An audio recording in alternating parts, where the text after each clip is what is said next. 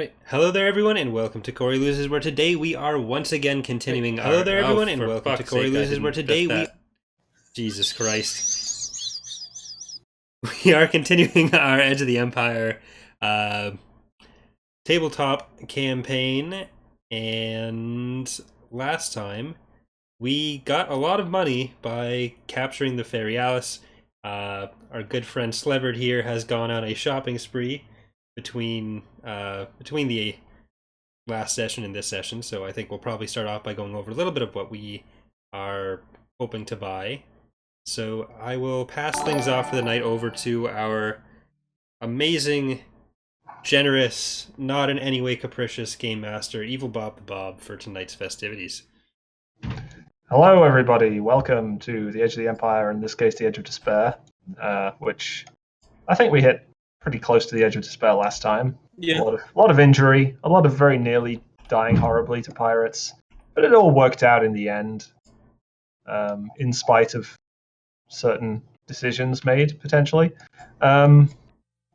So yeah, let's go around with what people have been. Most people have been floating in Bacta, I should point out. I believe both of us. Well, I say most. Vuz has been floating in Bacta, and Vernon has probably been having a nice oil bath. So in the meantime, what has Walden been doing? Walden has been going on a shopping spree. Oh boy, through the streets of Rinal. So they, after capturing the Fairy Alice, the crew returned to Rinal with the captured ship and their own ship, which is a little the worse for wear.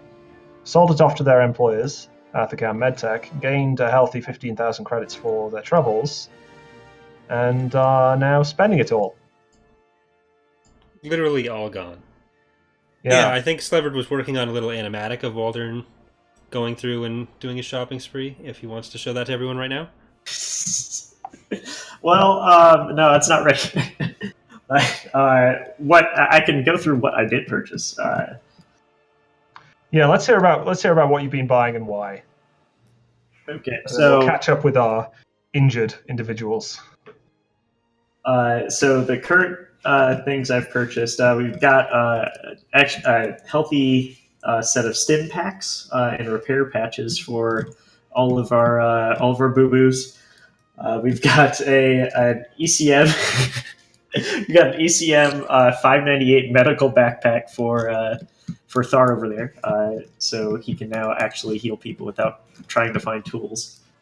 Wait, is that the what it is? Yeah. Okay. It grants a extra boost die to all medicine skill checks, and it decreases the difficulty of medicine checks when you're healing critical injuries.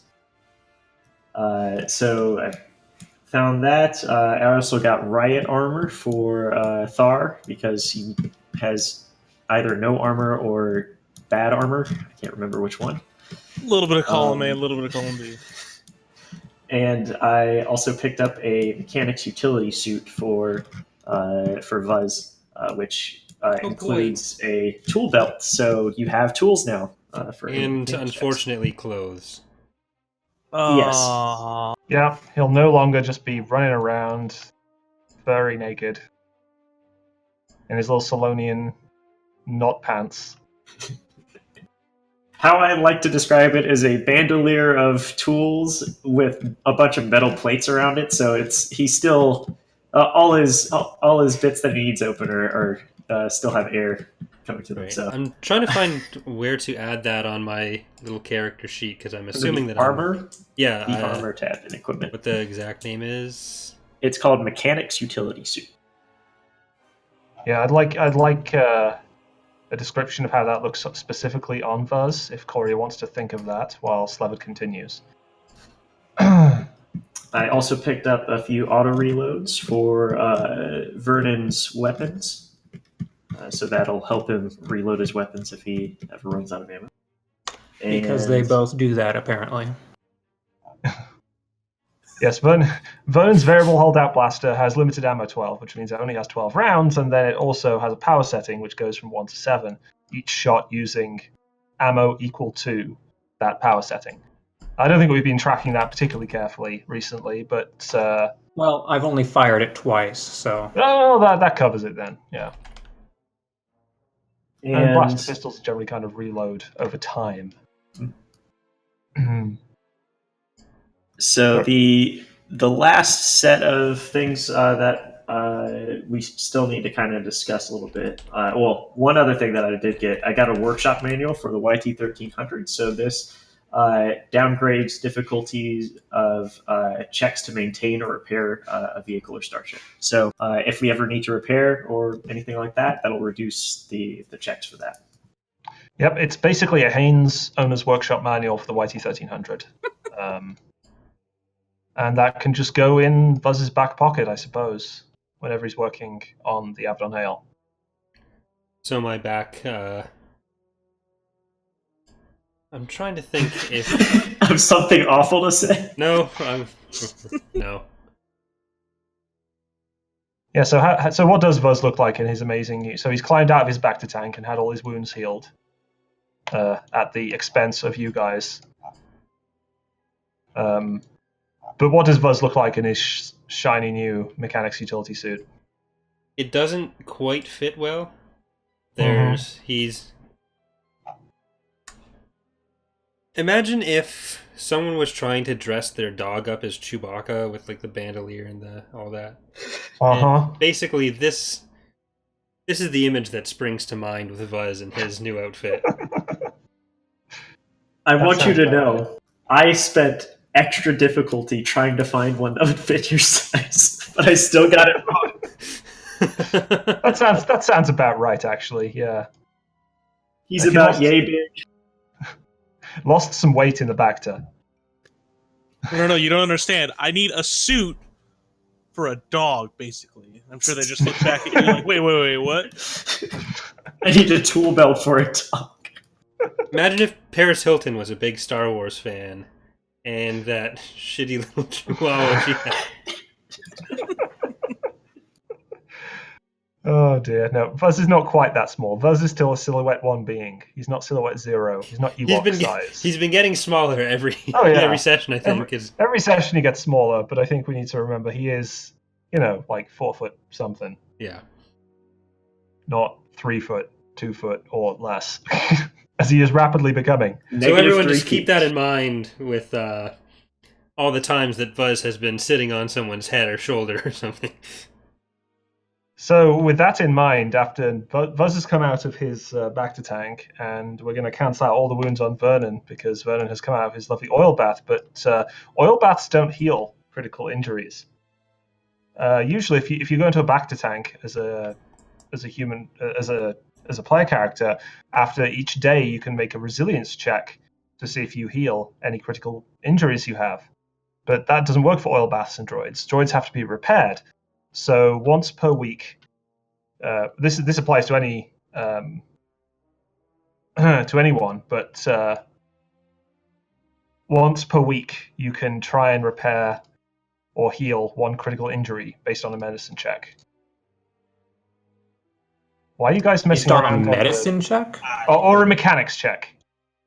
Why are you guys who's messing? Kayla, why are you messing around with the? I was trying to scroll down on it and page forward. Sorry. I have a long time policy with Kalo to not open links, and now this is on a stream, so...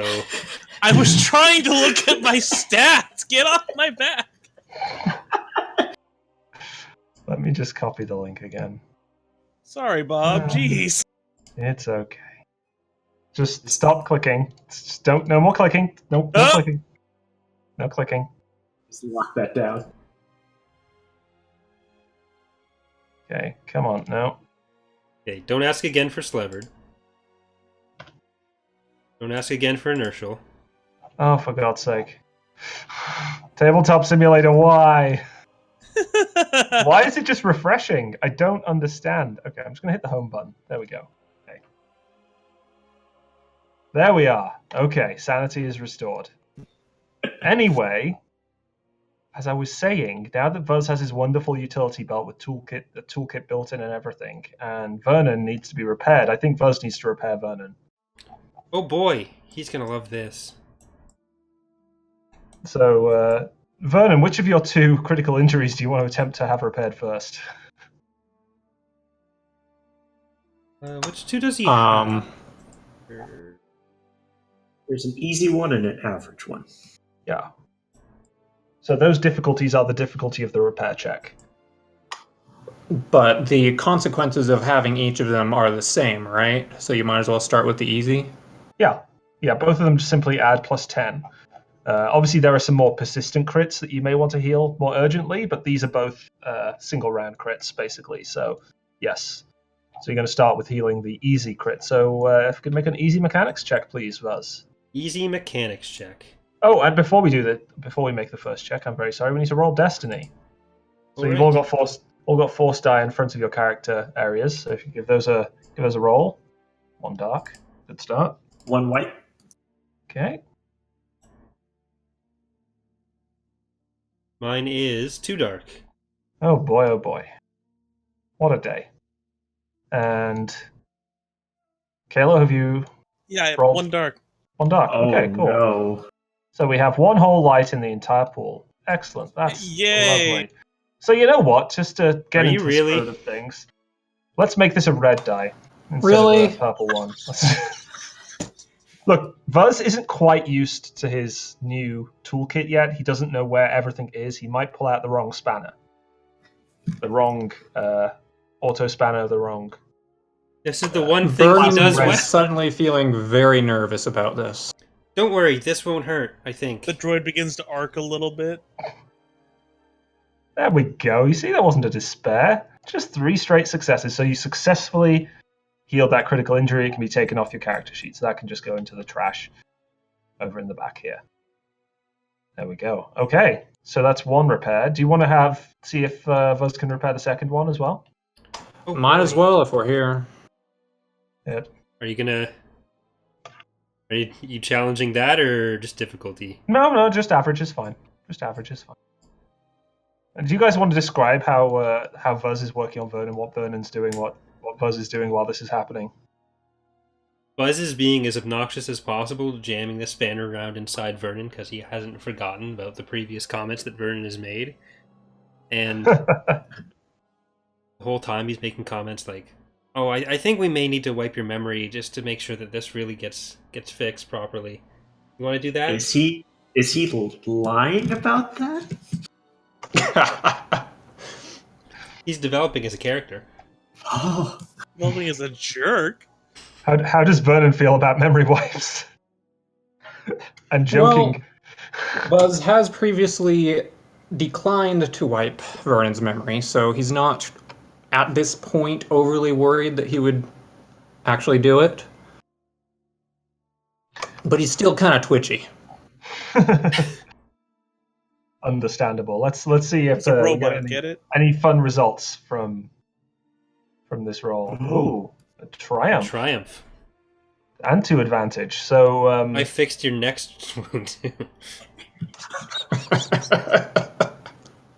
So but I mean that's definitely repaired the. I mean yes, it's up to you two to decide what that triumph and advantage means. Presumably for either Vers or Vernon or both of you. Maybe you just I'll develop leave it a up to the special guy bond. with- So I'm not sure what the limitations on this are. Is there any way it could be like I The found limitations something are else? Sorry. limitations are what I tell you they are after you tell me what you want. Okay, so I was thinking that while I was in there fixing him up, I found a previous issue with him that I also fixed, and maybe there'd be like some advantage he gets for the next little while or some boost somewhere. Sure. I mean, yes. So you can do something like upgrade his next check, for example. That's a good thing. That's always a good one. Can I specifically upgrade his next attack roll? To hit? Yeah, sure. Yeah. So you find something related to his aiming parameters. I noticed His that you were ability to aim really at things. having trouble hitting everyone in the last few fights because I Oh really my thought God. you'd be better at this, and you kind of sucked. So I was looking at your weapon arm, and it seemed like there was some peanut butter that I may have left in there last time I was working on you, and that's gone now, so you should be good. no. Vernon just sits there quietly for at least a minute and walks away. By the way, has anyone seen my sandwich? And there's 2 advantages. I assume the 2 advantage are that Vuz doesn't get like backhanded by Vernon. That would be ideal. Oh, and Excellent. he finds a sandwich. Oh, sure, yeah. It wasn't Sandwiches inside are always Vernon. good. Meanwhile, the Avedon Hail has been worked on by some other mechanics to fix it up, the Athacam mechanics. They seem to have done a decent job and repaired all the hull trauma for the low price of 500 credits per hull trauma point. To a total of 6,500 credits. Yes, and now you have learned why space combat is expensive. I made a mistake. One mistake. What? One rather serious mistake in this particular case. More like 3 mistakes that somehow turned into massive successes. Yeah, that's how it goes sometimes. Yeah. The Force was with us. Yeah. Fuck. And finally, we come back to Tharr, who still has a couple of critical injuries. I don't believe Tharr had any wounds, right? Tharr was just knocked out with strain, and you'd healed all your wounds last time. Yeah, I just have the criticals, right? Yeah. So since you didn't go, that means you didn't go into Bacta, which means that to heal those particular injuries, you're going to need to perform either a medicine check on yourself, or have the Athacam Medbay people perform medicine checks on you. So the Athacam people can repair each critical injury for 200 credits apiece. I'll try it on myself. Okay. Value So when you're doing medicine on yourself, trying to heal your own critical injuries, like I'm imagining, imagine trying to do your own appendectomy or whatever. That's +2 difficulty to the roll. You have your backpack, so that subtracts 1 difficulty. So these go up to hard and then back down to average. So you have 2 average medicine checks to make to heal up these 2 critical injuries, while everyone's chilling on Rinal waiting for the ship to be repaired.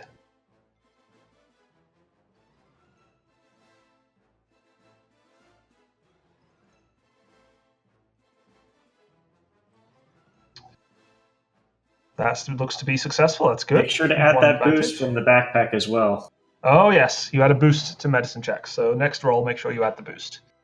So that's 1 critical injury. Doesn't really matter which one because they're both easy. And there we have 2 success, 2 advantage. Hey, so with those three advantage you got in total, what do you want to do with those? Can I just glean some insight from the wounds that I took myself and possibly get a boost to my next medical? I'd say yeah, you can get a boost to your next 2 medical checks. If you're healing like another living being who's been injured recently, yeah. So that's the next 2 checks. Inside of you looks like it's just the same as the inside of me. So that's the 11. Finally, we have the big purchasing 2 big purchasing decisions to be made. There's a decision to purchase because Buzz would like to construct his own droid, potentially, and Walden has been itching to get his hands on a heavier weapon to supplement you guys when you're involved in the next inevitable firefight due to the failure of niceties. Hey, Vernon, he's trying to replace you. I'm not trying to replace I'm okay anyone. with that. It's just we can have better droids too, and also still have Vernon. Better droids, huh? Better droids. I see. So Walden has already gone on a bit of a shopping tour, looking around at the possible blast rifles and such he can purchase on Rinal, and narrowed it down to a VES 700 pulse rifle, which is basically a shotgun with blast 6, but it's only medium range. A few long range rifles, the sporting SKZ sporting blaster rifle, heavy blaster rifle and bipod, and the just a standard blaster rifle. And finally, the basically sniper weapon LD1 target rifle, which looks like it's pretty difficult to use, but pretty powerful if you have the time to set it up. So, yeah, do you guys all want to head off to the weapon shops and try and help Walden decide? Yeah, let's go. Yeah. We traipse So you head our off way to- into the weapon shop.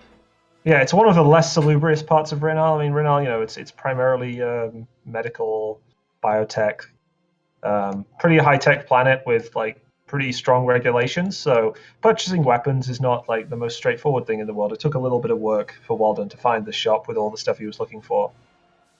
But the guy still has the stuff in stock. He says, "So, which one of these are you wanting?" Yep. So I'm gonna go ahead and turn around and ask you guys. It's like, so what I'm thinking right now. I'm thinking the VES 700 pulse rifle. It has some shotgun property, so I can hit a lot of people at once if they're close. That'd be really helpful because usually you just miss a lot of people at once. Exactly. Thanks for the vote of confidence. Maybe we should get some glop grenades as well. You know what? I'll ask him that when I purchase it. Does anybody want me to get another weapon like a sniper rifle or anything like that? If not, I'm going to go ahead and pick up the VES. Yes, VS is one of the more expensive options. Not the most expensive, but one of the more expensive options. But got a good deal on it with a free ammo pack thrown in. Ooh, baby! Yep. So I'm going to probably go ahead and pick that one up. All right. So you now have the VES 700 pulse rifle. That's an 8 damage, medium range, 3 crit, blast 6 with a stun setting. The medium range is pretty good since you're mostly on starships. Don't tend to be getting into long range combat yet, potentially. And yeah, you get another ammo pack thrown in, which is always handy when you inevitably run out of ammunition. And yes, you're looking for some glop grenades. So if I remember right, those are pretty straightforward to find. I think they're like rarity 2 or something, right? Because they're something like that. So have a quick look at the big index, which is about as up to date as it can be. Just on the slowest website ever. So I'm going to say, yeah, probably easy with a setback sounds about right. I think we were talking about how this is a medical planet, so they don't have a lot of like security-based type of. Ooh, yeah, they're actually rarity 6, so that's in fact, yes, average with a setback. Yeah, so the setback. Gotcha. Yep, and then your negotiation check because they are legal weapons for some reason. Excellent, 1 success, 0 advantage, and 1 triumph. How many are you attempting to buy? Because I think I'll throw 1 in for free. Oh shoot! Let's do. We did 2 last time. Let's go 4 this time. How much were they? 100 credits apiece. 100 credits apiece. And you've got 5% off that cost.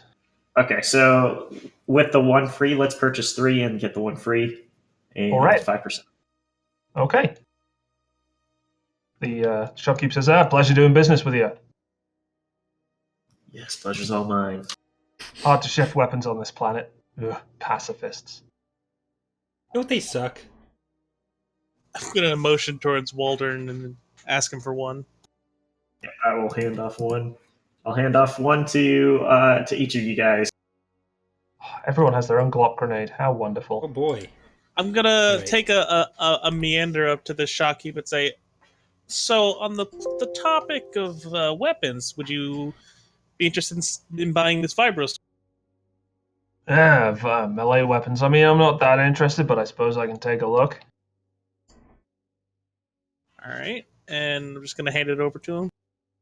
Also, not particularly modified. Seen a bit of use. I suppose I can give you. Let me have a look here. Why are there so many vibro weapons? This is when we cut to a confessional. He's looking in through a this data episode pad. I can give you 375 credits for it. of The Galactic Pawn Stars. Yeah. And I'll then say, okay, what about this heavy blaster pistol? And then we'll let you go back. 350. Cool. All right. Well, here's your credits then, and thanks for doing business. All right, back to you, Bob. Wow, Tharr, that's rude. Did you pick up or did you add those credits to you, Tharr? Yeah, just added him Gotcha. to me. Okay, I'm not going to worry about him then. Okay, so now, Buzz, do you want to go off and try and buy that labor droid chassis? Is this what did we want a labor droid? Yes, so Labor Droid is probably the best option here. What was There's the a cost for that? monocast What droid. did we? Well, here's the thing.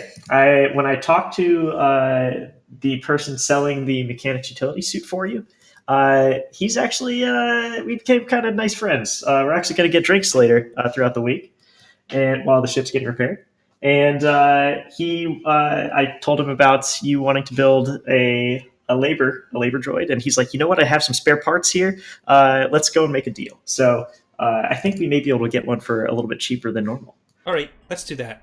Okay, so we're gonna get a labor droid. This is the droid we're looking for. This is the droid we're looking for.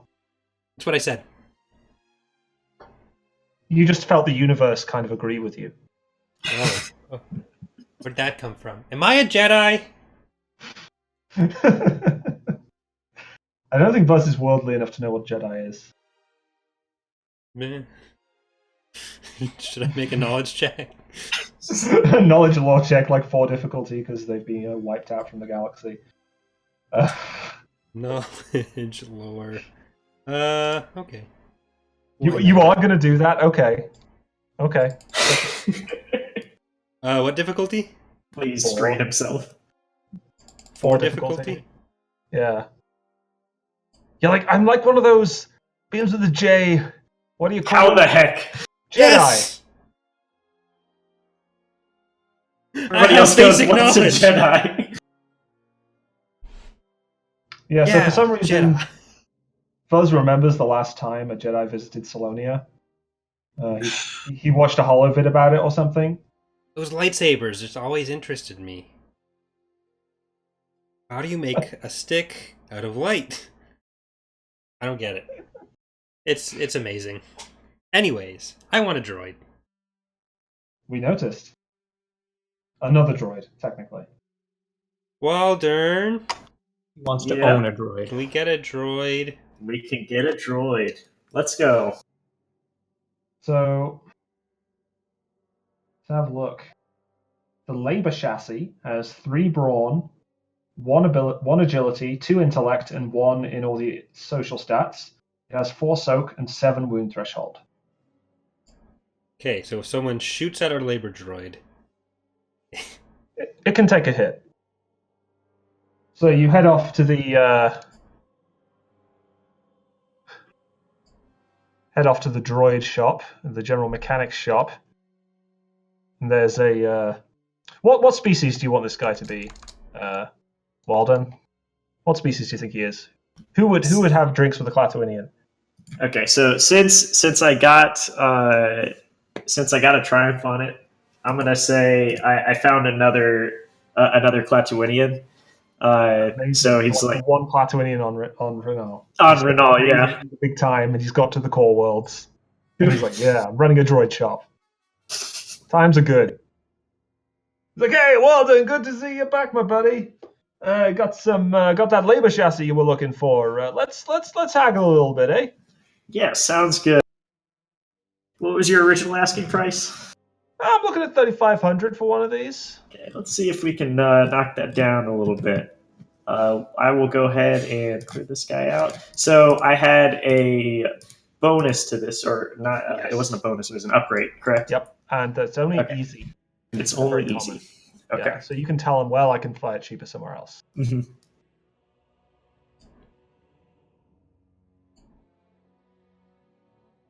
He's like, hey, look, 15%.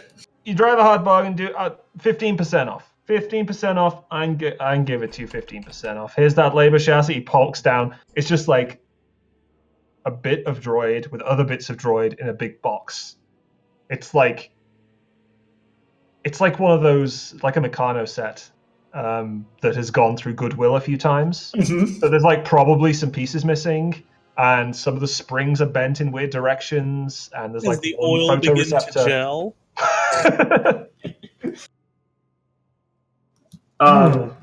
So for that one advantage, could I pass that off to Vuz when he needs to start building the chassis? Yes. So in there's terms like of unfinished schematics, something like that, right? Like it's Yeah. not a full schematics document, but it's something to kind of help him out. So in terms of constructing the chassis and turning the chassis into a droid, I'd like an average mechanics check, Okay. and then I'll let you know what kind of things you can do. Because first we have to construct it, and then we have to Got a boost, program buddy. it. Oh, well, Okay. 3 success, not the most exciting roll, unfortunately. You can't augment the droid in any particular way. Oh. 1 advantage. Amazing. So with 1 advantage, you have 3 options. You can gain a boost on the next time you make with the same skill. You can increase the droid's wound threshold by 1. Or you can gain 1 rank of the indistinguishable talent on the droid. So the droid becomes unobtrusive.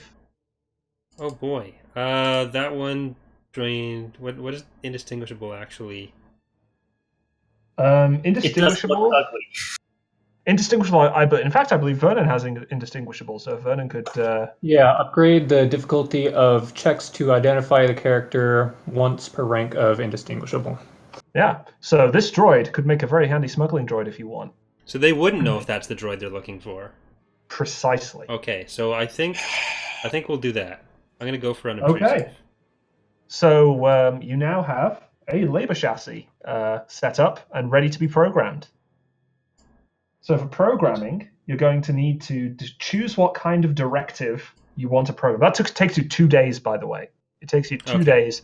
With 2 success, I'd say with 3 net success, though, I'd say that probably shaves like half the time off, so it only takes you a day. Okay. So you spend like 24 hours tinkering away in the workshop. What kind of what does this look like? What does this droid look like now you've built it? It's kind of it's a burly labor droid, so it's So it's good not for locked into carrying. any specific make or model. No, it's whatever you want it to be, really. Oh boy. Well, I was picturing something in the ASP thing. So the kind of the one that shows up basically on the Wikipedia article, just standard see-through middle. And Yep. Just very simple, very smooth. yeah, I'm not getting too Shiny. fancy with this. I was Okay. originally thinking that I might go for something that has like a base that is basically like a dolly, but that's a bit too intense. We're not going to do that. Okay. So general So- ASP, let's say ASP.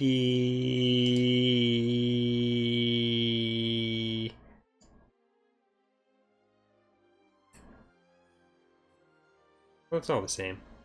I'm not going to specify. What are you going to name this droid? Lifty. Lifty. Amazing. So the droid is called Lifty. So now Lifty you- the labor. Lifty the labor droid. So now you need to program it with directives. The Before options are before you do that, I'm gonna cheer you on because you made your first droid with this group. Okay. I don't know if you made droids before that, and I'm going to do an inspiring rhetoric to basically just hype him up for building a really solid directive to the droid. This is going to be the prime directive. yes, you're going to do the improved inspiring rhetoric, so they gain boost on skill checks for a number of rounds. I see. Equal to ranks and leadership.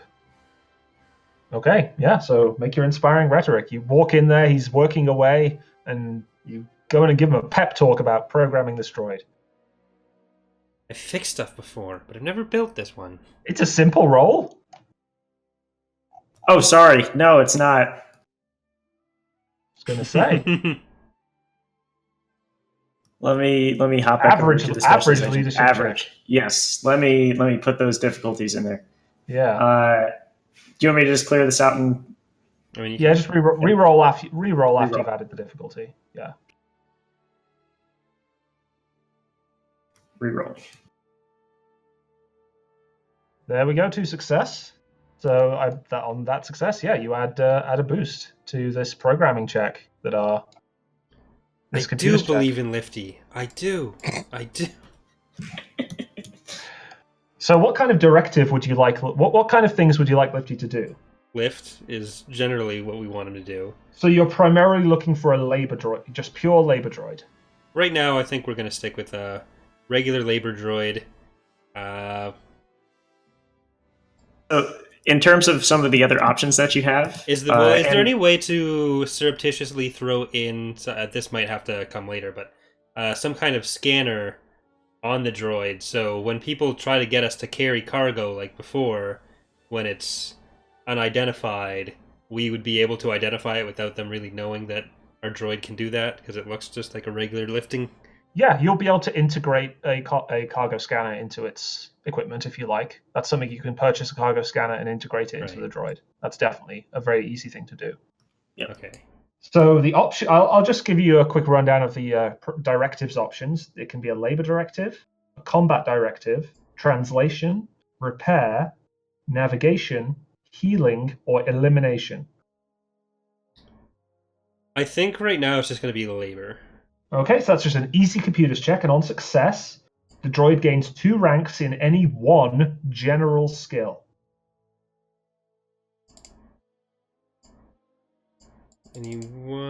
Sorry, you said easy? Easy, and you have a boost from this amazing speech that Walden gave you about Oh boy. how much you love programming droids. Alright. And then we'll see what kind of results you get. I'm having so much fun right now, Waldern. 2 success, 1 advantage. Okay, yeah, so you successfully program the droid. It usually would take you 8 hours, but it only takes you 6 because of the additional success.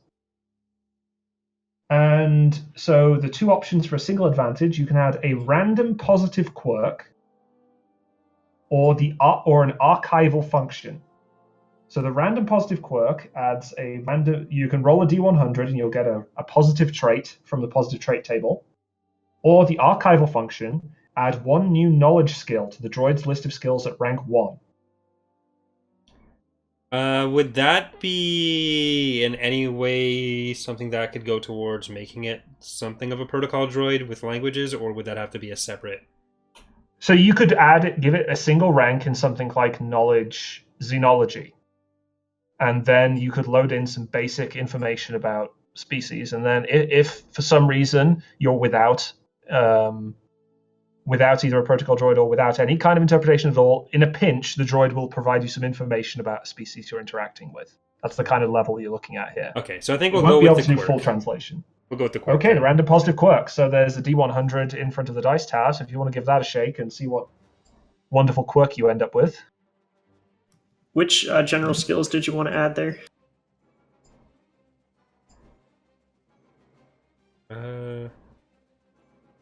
Well, we'll do it. So you have one. Well, in a moment. So this droid is well mannered. This droid always maintains perfect etiquette, even when dealing with individuals it does not particularly like. Are we getting 3PO? 3PO had sass. 3PO who lifts things, so an improvement. 3PO wasn't really well mannered, to be honest. He kind of pretended to be, but yeah, he wasn't. Okay, there. Okay, so you have a well-mannered labor droid. What general skill do you want this labor droid to have? Noting that it has 3 brawn and 2 intellect. So a general skill is anything from the general selection on your character sheet. So not knowledge skills and not combat skills. I would like this to be deception. You want it to have 2 ranks in deception. Okay. He is trying to replace me. He has 1 cunning, so I would probably suggest maybe something around mechanics or computers. I don't think I need anything that's good with mechanics or computers, but they can help you out whenever you're trying I to figure as a build character stuff. choice for Vuzz's progression, he is getting into the wide world of lying. And the first step in that is building a droid that will lie for him. In a well-mannered way as well. Yeah.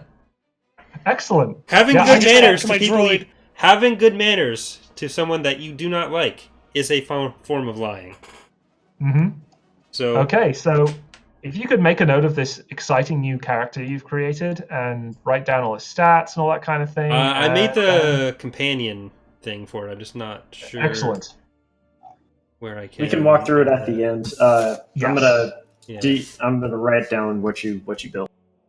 I think in the meantime, basically, if the droid becomes useful in the rest of the session, then we'll worry about the stats. Yeah. But for now, the droid is constructed and is just happily chilling in wherever you want him to happily chill on the ship. All right. It's just gonna sit in the cargo bay right now. So, how does Vernon feel about an extra droid on the ship? A not particularly smart extra droid on the ship.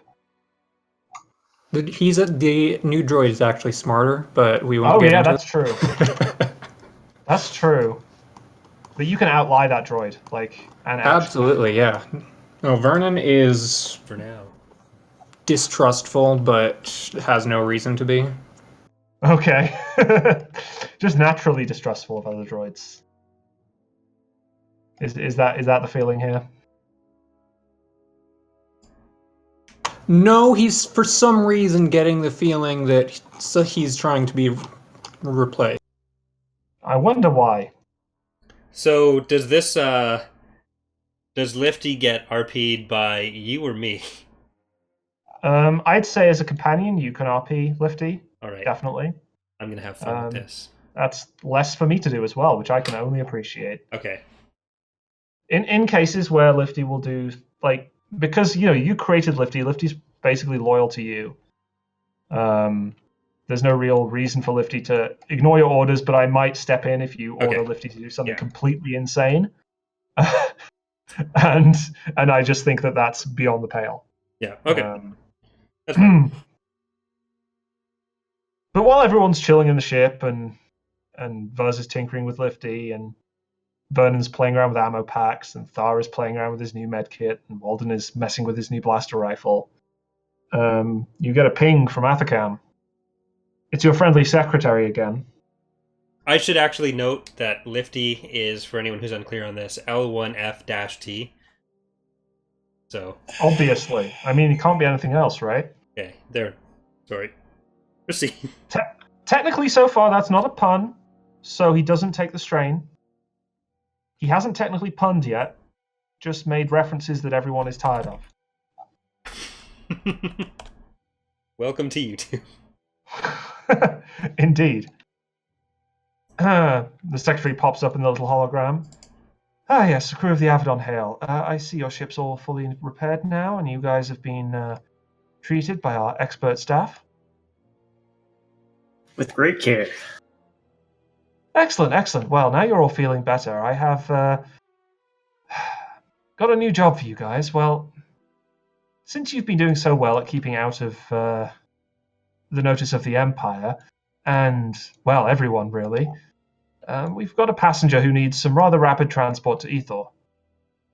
It's not that annoying girl again, is it? Oh, no. This chap, he's an esteemed doctor, actually. He's been working with us and developing a number of new technologies here at Athakam, and he's heading to Ethor to do some personal research. Is he a better doctor than Tharr? I mean, probably. He's been working in the field for, decades now. Wow, Tharr. Just imagine You're how about to much... be working in the field for decades, too, if you're not careful, little one. You can't make droids in fields. Anywho. The secretary coughs. Anyway, Dr. Ruthlu will be joining you momentarily. See to it that he has a comfortable cabin, and see to it that you reach Ethor quickly. The contract is being sent to your computer banks now. Okay, thank you very much. Do we have a specific timeline on this? So the contract wants you to get to Ethor via a very specific route. It wants you to take the hyperlane, if you look on the map here, up to along to Bandamir, across to Agamar, and then down to Ethor. Yeah. Okay. You do the flying, right, Sliver? See you later, man. Yep. Well, I would assume Buzz does the astrogation. But, although I suppose Tharr can do astrogation as well. It's like an either or thing, as I recall. Mm-hmm. Where is my... And if, who's looking over the contract? I guess I still am. Okay, so if you could make a 4 difficulty vigilance check. What? This is gonna be guys. Well, since I'm the only one looking at it, here it goes. Can I jump in and, I don't know, say I looked over his shoulders, I was walking by, and provide an assistance? You're snoopy enough to do that. Sure. So you add the skilled assist. So you upgrade the roll twice. So basically it's going to be one ability, 1 proficiency. I have 2 proficiency. I just Yes. got another one. Yeah. So you take the highest of the 2. So you got 2 ranks, and then and then that's upgraded by the lowest rank, which is our pal Waldern's. I am not vigilant. Yeah. And so that's 4 difficulty. We're looking at a formidable. I have 2 proficiency, so it's still 1 ability, 1 proficiency. I need to read those rules again. Yeah. So basically the rules are always you take the highest number, that is the number of ability dice, then you upgrade by the lower number, that is the number of proficiency dice. So in the case you have your highest value is you have 2 ranks. It would also count as your 2. It doesn't matter which way around it goes. Okay. It's either your 2 ranks or your 2 characteristic. And in the sense of Walden only has the single characteristic point. So that's what does the single upgrade. Okay? So you provide the natural vigilance, and Walden provides what little natural vigilance he has to improve the chances of you two together discovering something. And that's going to be 4 difficulty. 4 difficulty. You said daunting, yes. right? Yeah. Okay. Oh, Here we go. Yep. So I can't make heads or tails of this. Or it looks perfect. Have you something tried seems rolling off. it the other way around? Everything seems completely fine with the contract, basically. It just seems like a standard Athgam contract with nothing particularly worrying about it at all. Your characters are completely happy to take this contract on. The payment upon arrival, by the way, is 5,000 credits, which is a reasonable sum for that kind of distance of transport. Just into the mid-rim. Sounds good. Excellent. As you hold the contract upside down, trying to work out the fine print, and why you feel just slightly on edge about it, but you can't quite place why. Take 2 strain, by the way. Both of You us? see an Ithorian dressed in kind of research attire, walking up towards the Avedon Hale's boarding platform, carrying a couple of bags, and with a droid, a load lifter droid carrying another couple of crates of presumably his belongings, moving towards the ship. And he kind of waits patiently at the boarding ramp. Okay. If our boarding ramp's closed, I'll make sure to open it. Okay. Lifty, can you go and fix his room for him, please? That would be my pleasure, Master Voz. Oh no!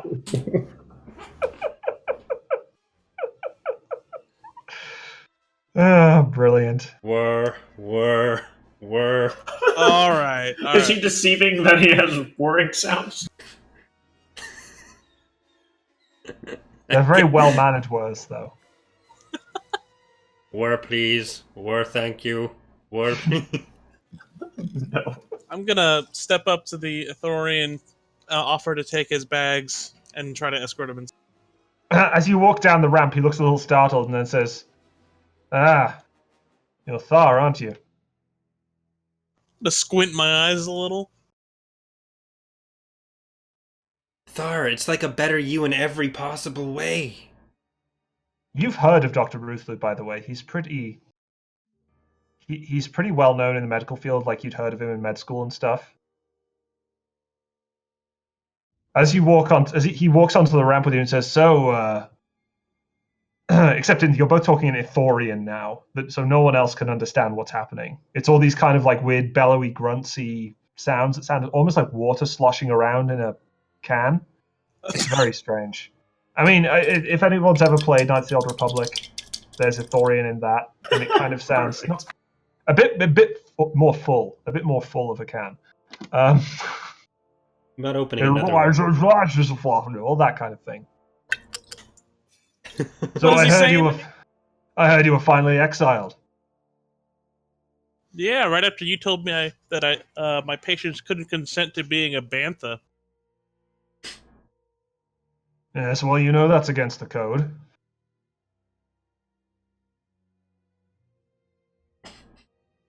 I'm just gonna spit out of the sides of my mouth. Yuck! I'm gonna try and just keep him walking so he's not talking to Tharr anymore. Master Tharr, that was quite I can rude. see Thar's eyes twitching. Not that I can actually understand what he's saying, but Well, anyway, I don't let too much of that worry me. As long as you're doing productive work here with Athakam, I'm quite happy to be on the same ship as you, at least. More productive than you. I beg your pardon. I don't think you do beg my pardon. He turns around and prods you on the chest. I've been doing incredible work here with Athakam. I've saved more lives than you've even looked upon in your time at the medical academy. I'm gonna make sure my basic vocoder is off. I think the only thing you've been doing is helping your pockets, and I'm gonna walk inside. And Ruthlu lets out the Ithorian equivalent of a and turns to Walden and says, "So where's my room?" follow me, please. So as you walk around the corridor to his bunk, he says, "So there's going to be a few days on the trip, I suppose. Do you have any gambling facilities aboard the ship? Anyone willing to spend a few credits here and there?" Vernon perks up at that. Just sticks his head out of a window. Oh, jeez. This creepy droid head just comes around the corner. Gambling, you say? Oh, I would be most happy to oblige you, sir. Excellent. You know Sabak, droid? I didn't catch that. You know Sabak? Oh, yes, sir. Excellent. And so your owner's allowed to own your own credits then. Interesting. Well, I have a few hundred I'm willing to splash out on. We can see how that goes, and maybe some Hintaro as well. Of course, look forward to it.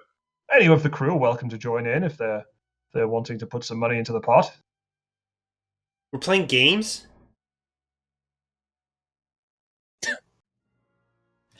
I'm too honest of a man to play Sabak. Ruthlu turns to Vud and said, "Boy, Sabak is no mere game. It is a calling." All right, when you're done with your call, then we can play. No, that's not what. just let Hey, it go. Bob, a question. Just How do ignore I him, know we this all man? do. So you've heard of him from the medical academy that you trained at, and you've seen him occasionally. Like, you haven't met him in person ever, really, but he's known as a pretty famous doctor on Ethor. He's done lots of like pioneering research, basically, into epidemics and that kind of thing. He's done lots of work with disease, basically.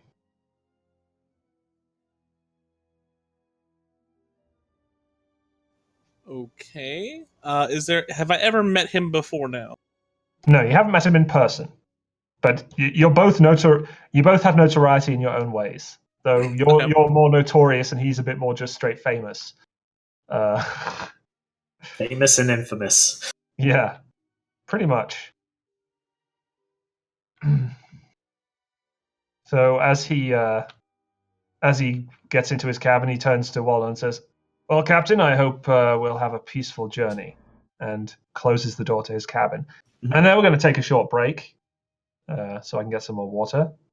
All right, so we'll go for, let's say, 10 minutes, and then we'll come back and continue. I guess I'm going to lose some credits or something, is probably how that's going to go. Oh, yeah, probably. All right, see you in 10 minutes, everyone.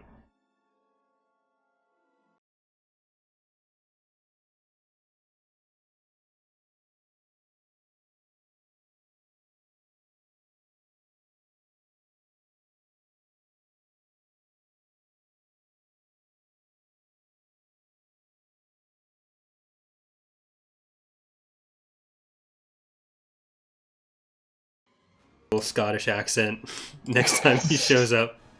All right. Oh, God. Okay, so we're back, everyone. Yeah. Stream's back. Everyone should be excited. Scottish accent was mentioned. I wonder why. I'm not sure anyone should be excited at that. Anyway, so you have your passenger in his cabin. You have the contract all set up and ready. You have an astrogation check to make to set up the first leg of the journey to Vandermeer. So, who wants to astrogate? What's Tharr's skill with that, Kalo? I have like 4 greens. Okay. You're both basically identically good at astrogating, although I feel like Tharr wouldn't be particularly interested in taking this Ithorian anywhere. I'll do it then. I'll sabotage that shit. I swear to God. Okay, in the what's the difficulty? interest of sabotage, it's going to be 1 red and 1 purple, so 1 difficulty and 1 challenge. I flipped a destiny point, yeah. Because I don't know how we ended up on Kessel, but this is your stop. oh, look, the spice mines are right there. Oh no. 1 failure. Okay, Walder, the course is plotted. So the course is plotted, but somehow, despite Vandermeer being on a major hyperlane, you manage to take this circuitous route that involves stops at every planet along the way, and it's going to take you so let's say the expected travel time is 3 days. That's how long you're expected to take, but it's going to take you an extra 12 hours to get to Vandermeer. So if you keep track of that, it's going to take you an extra 12 hours to get to Vandermeer. But the one advantage, what would you like the one advantage to do, Buzz?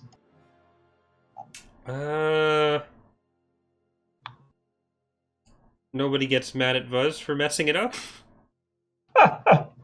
Sure. Nobody is surprised by Buzz messing it up. After about the 4th stop, I'm gonna go, hey, why don't you try that again? Well, you guys said to go to Dathomir. Dathomir is quite near Vandermeer, but you're not going to Dathomir. You're going to Vandermeer. I'm gonna write it down. I'm gonna write it down for you. In the intervening in the intervening 36 hours of space travel, Dr. Ruthlu comes out of his cabin and wanders into the lounge and presses on the intercom. I'm ready for that sabacc round now, if anyone else is coming to join me in the lounge. Games! And then I run back to the table. Okay. Vernon wanders in. Tharr, are you going to involve yourself in this diversion? I'm gonna spectate. You're going to spectate, okay. And Walden? I'm gonna stay focused on flying the ship. Well, the ship's in hyperspace right now. You don't really have to do much. I'm staying away from that spot game. While we waltz over there, I'm gonna whisper to my good Vernon friend and say, if you could make sure this guy ends up broke, you'll have my eternal thanks and I'll be in your debt. I have every intention. Don't you worry. So the Ithorian makes himself comfortable. So, I suppose you have a sabacc deck aboard the ship? Oh, yes, sir. And I produce it. And Excellent. put it down on the So, table. let's see. For starting wager, I was thinking let's start low with 300 credits, shall we? 300 credits. Okay. Very All right, well. so we have a 900 credit. I should get out the actual poker chips that are available in. Oh my god. I mean, they're available, right? So I may as well use them. So that's what 900. So we got a 500 and 3 100, 4 100s. We have 900 credits in the pot. Excellent. So here's our amazing pot right now. I'm In gonna the middle. watch our. This is gonna be hilarious, but even though I know for pretty sure that my robot is cheating, I'm gonna try and watch the authority to make sure he's not cheating. Okay, yeah, that's definitely something you can do. So we're going to use, by default, you use cool. You're the cool skill to establish a dice pool. If you wish to cheat, you use deception, computers, or skullduggery instead. And if you decide to cheat, you upgrade the difficulty of the check once. The difficulty of the check is going to be based on Dr. Ruthflew, and it's going to be 2 challenge and 1 difficulty die. That's the base difficulty. So it's cool to see if he's cheating. No, not yet, not yet. To detect if someone's cheating, you're basically going to need, that's going to require, usually, if you're looking specifically, that will be perception, or potentially, let me think. I mean, it depends how you're intending to determine if he's cheating, basically. He's in a big lab coat. I want to see if he's trying to cheese So his way to perception, victory. then you want to put a perception check out there in a moment. That sounds good. And yeah, so that's the base difficulty. So each of you will roll your check, and then you're going to roll a single force die to illustrate the shifting nature of the cards. For each dark force side point, 1 success and advantage are converted into failure and threat, respectively. Each light side point converts 1 failure and threat into a success and advantage, respectively. Okay? So then you cheat. If you choose to cheat, you upgrade the check additional time. So that would be, if you cheat, that will be against 3 challenge dice. And if you succeed, you win back your wager. Each additional success wins another wager's worth. And the triumph allows you to reveal a positive or negative 23 and win the entire sabacc pot, and the round ends. Okay? Okay. So, who wants to throw down the first hand? I might as well, since the robot's the one with the deck. Excellent. So Vernon deals out the cards. You look at your hand. It's not looking brilliant, but you've seen the marks on the cards. You know what's going on here. What kind of check are you planning to make? Are you going to use your cool, or are you going to cheat? I mean, it would be kind of futile to use cool, so I guess I'm cheating. Okay, so what kind of cheating are you planning to do? Let's try deception. Okay, so then we're going to upgrade the difficulty once and add your Oh deception. my god, he's deceptive. What? Yeah, I know. And then, of course, a boost for your marked sabacc deck. Let's see how well this hand goes for you. Do we have the force die out still anywhere? I will bring one out. Here is a force die. Roll the force die. Let's see what happens. Because this could change everything. Oh, no! It changed something. So, 2 success and 2 advantage. So these two dice become 2 additional threat and 2 additional failure. So that's 3 failure and 1 net advantage. Sorry, yeah, and 1 net threat. So 1 net threat. Why is there one? Because you have 1 advantage here. Oh, I'm not thinking that through. All right, yep. So you have 1 net threat and 3 failure. So you lose your pot. You don't win any of your pot back, and you also take 1 strain. Specifically, the character suffers 1 strain as one of the cards in his hand unexpectedly flips into something detrimental. So unfortunately, you weren't. I mean, you weren't caught cheating, but it's not looking good. You're currently not winning anything. By the way, if both the player characters fail, Ruthlu wins the pot by default because you're playing against his difficulty. Okay. So, Buzz? What does it impact if the Buzz the entire time has his cards face up on the table?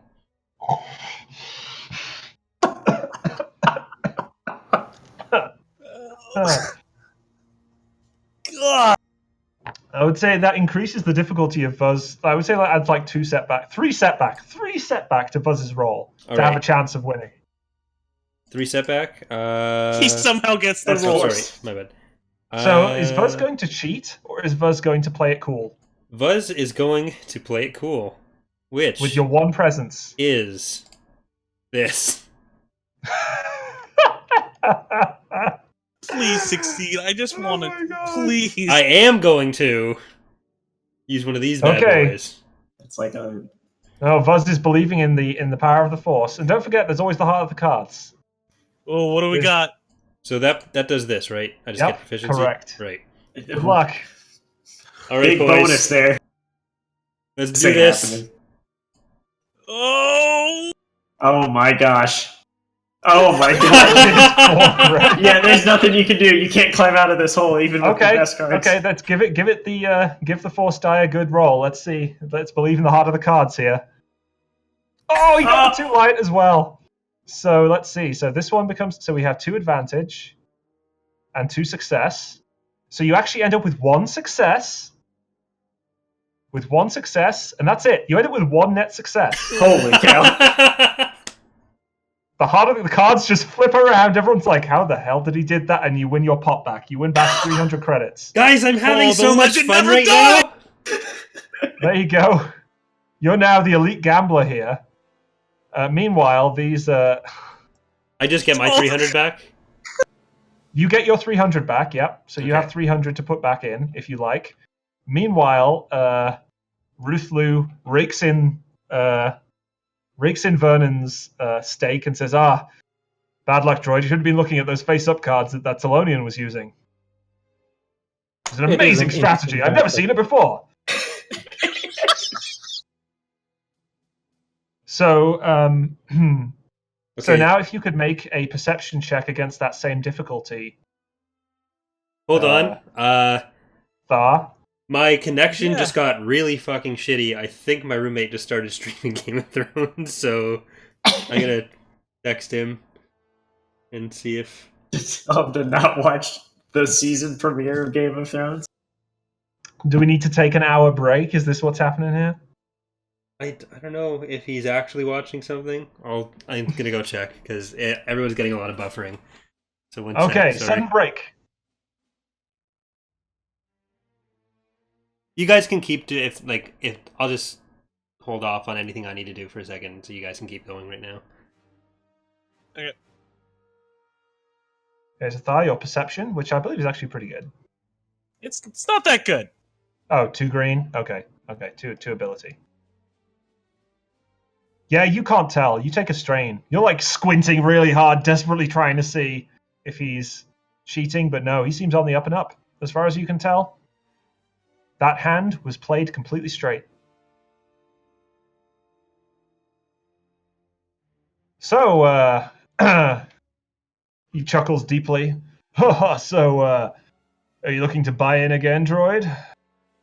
Buzz? I'd like another round. I suppose I can do another round. So, let's up the ante. How do you feel about 400 credits? All right. I don't know what's going on, but Upping power the through. ante 400 credits. I'll do 400. Okay, so the As pot is will going to I. have... Excellent. The pot is going to have 1,200. I don't think anyone needs to try to screw Vuz over right now. Awesome creation. I was trying very hard to do it myself. I'm gonna go ahead and take a walk back over here and say, "How's the game going, guys?" Here's our little 1,200 credit stack. Waldern, I won. Don't you play with your cards face up? Apparently, Right. that's only a theft. Oh wait, there they are. I can't believe it. Aren't you supposed to? Okay, Sure. so How else will everyone else know what you have? who would like Buzz, who would that's like to not play the their point. who would like to play their hand first? I will. I'll go first. Okay. I don't know what I was responding to there, guys. The voice of the ship. Sometimes it has. So there's your difficulty. Are you still playing your hand face up? Yes. Okay, 3 step back. Do I use another destiny point? No, there's really no need. Yes. No. There's do no it. need. You're committed. All right, I'm not going to do that. Okay, here we go.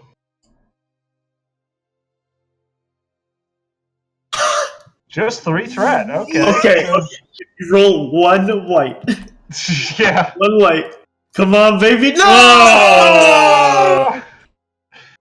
Oh! The good news is there's no actual success to flip to a failure. All that happens is you take 5 threat.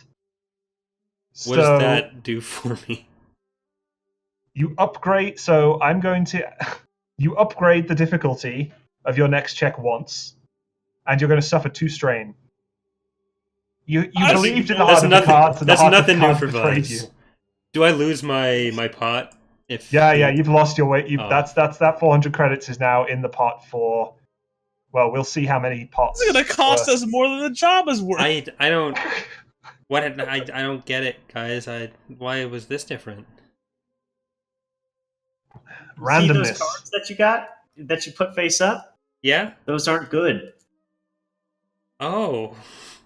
So, Vernon, are you going to attempt to cheat your way through out of this situation again? Yeah. Excellent. Use a destiny point, Vernon. You deserve it. Yeah, alright. We are just Yeah, I mean, gotta handing make it Bob the interesting. tools to hang us. Using There all we of our go. credit. Oh. Okay, 4 Oh, success, yeah. 1 threat. Let's see, heart of the cards. Okay. Ooh, Oh. okay. So this success and one of these advantage. So this one becomes a failure and a threat. So you go down to 3 success, 2 threat. So you add a setback to your next check if you want to continue gambling, and you actually with the 3 you win the whole pot. 3 success, you win that whole pot. That's 1,200. 1,200 credits go to Vernon. Do you want to check to see if he's? Yeah, I want to see if he's cheating. I want to see if he's cheating. Excellent. Okay, so that's going to be the same check again. Same. So how does Vernon feel about this win? Because Ruthlu was like, well done, droid. That was an excellent hand. He's just quietly counting the chips and waiting for the next one. Excellent. Is Buzz out of money yet? He's not out of money, but he doesn't. I don't know if he'll be able to participate in the next hand, depending on what they put the pool at. Is 0 a positive number? 454. I did it. Oh no, 1 failure. Again, you're just looking at him, and he just seems like he's just gambling, just normally. He's just playing it as it comes. Nothing he does seems untoward. Either that, or he's very good at hiding it. But you honestly can't tell. He says, "Okay, one more hand, I think. One more hand. Why don't we push it all the way? Why don't we go 1,000 credits?" I can't do that. Waldern, you want to lend me money? 600 credits? I'll win it back. You know what? I'll believe in the my heart Are of the you cards. serious? Yeah. The heart of the Okay. face-up cards. Okay. I know There we're we gonna. go. Here's the pot. Because 3,000 credits. the contract is so surefire. Like I already know the contract's like really solid. It's an easy drive or it's an easy fly. So you know what? I'm gonna front it to you. I Okay. want to see you have some fun. I'm back And in, guys. on top of that, I'm gonna cheer you on. I'm gonna make sure it's like we are the cards. We're gonna do a little our secret handshake. When okay, so I'm assuming this is like he has to show his hand, correct? I'm gonna try my hardest that when this Ithorian is trying to deal his hand to try and get him distracted so he messes up. So before I'm gonna do the leadership check for Buzz. Okay. Is that the enhanced one that applies to more than one character?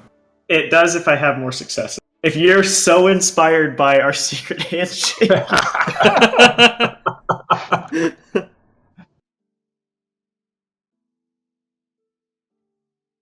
okay.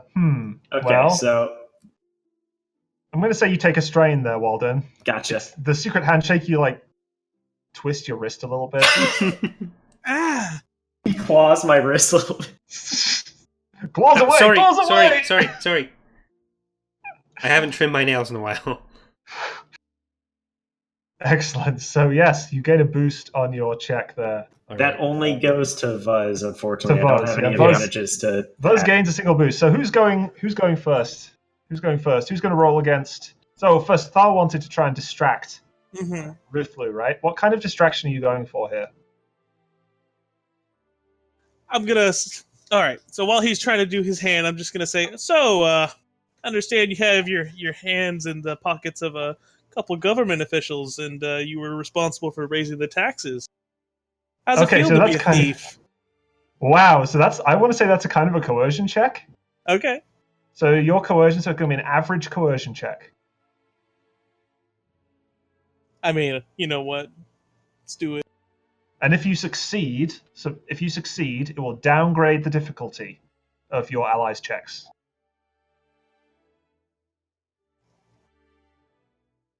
You said I'm average? actually going to flip a destiny point here, so that's going to be. There we go. The stakes could not be higher. So I'm going to say that both of them get a boost. Both of them get a boost.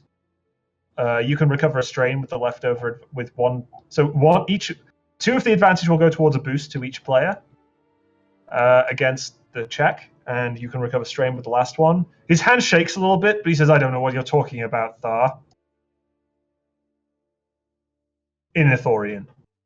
You know, maybe I think you're lying because I mean, you and I are both doctors. No hand would shake like that if you were truly confident. I'm an old man, Tharr. Deal the cards, Groyd. So who's going first? Do you want to go first? And Yeah, let's just assume it comes back to me. So we have a boost. We have 3 And challenge, because another. presumably you're cheating. Only way to do it. Okay.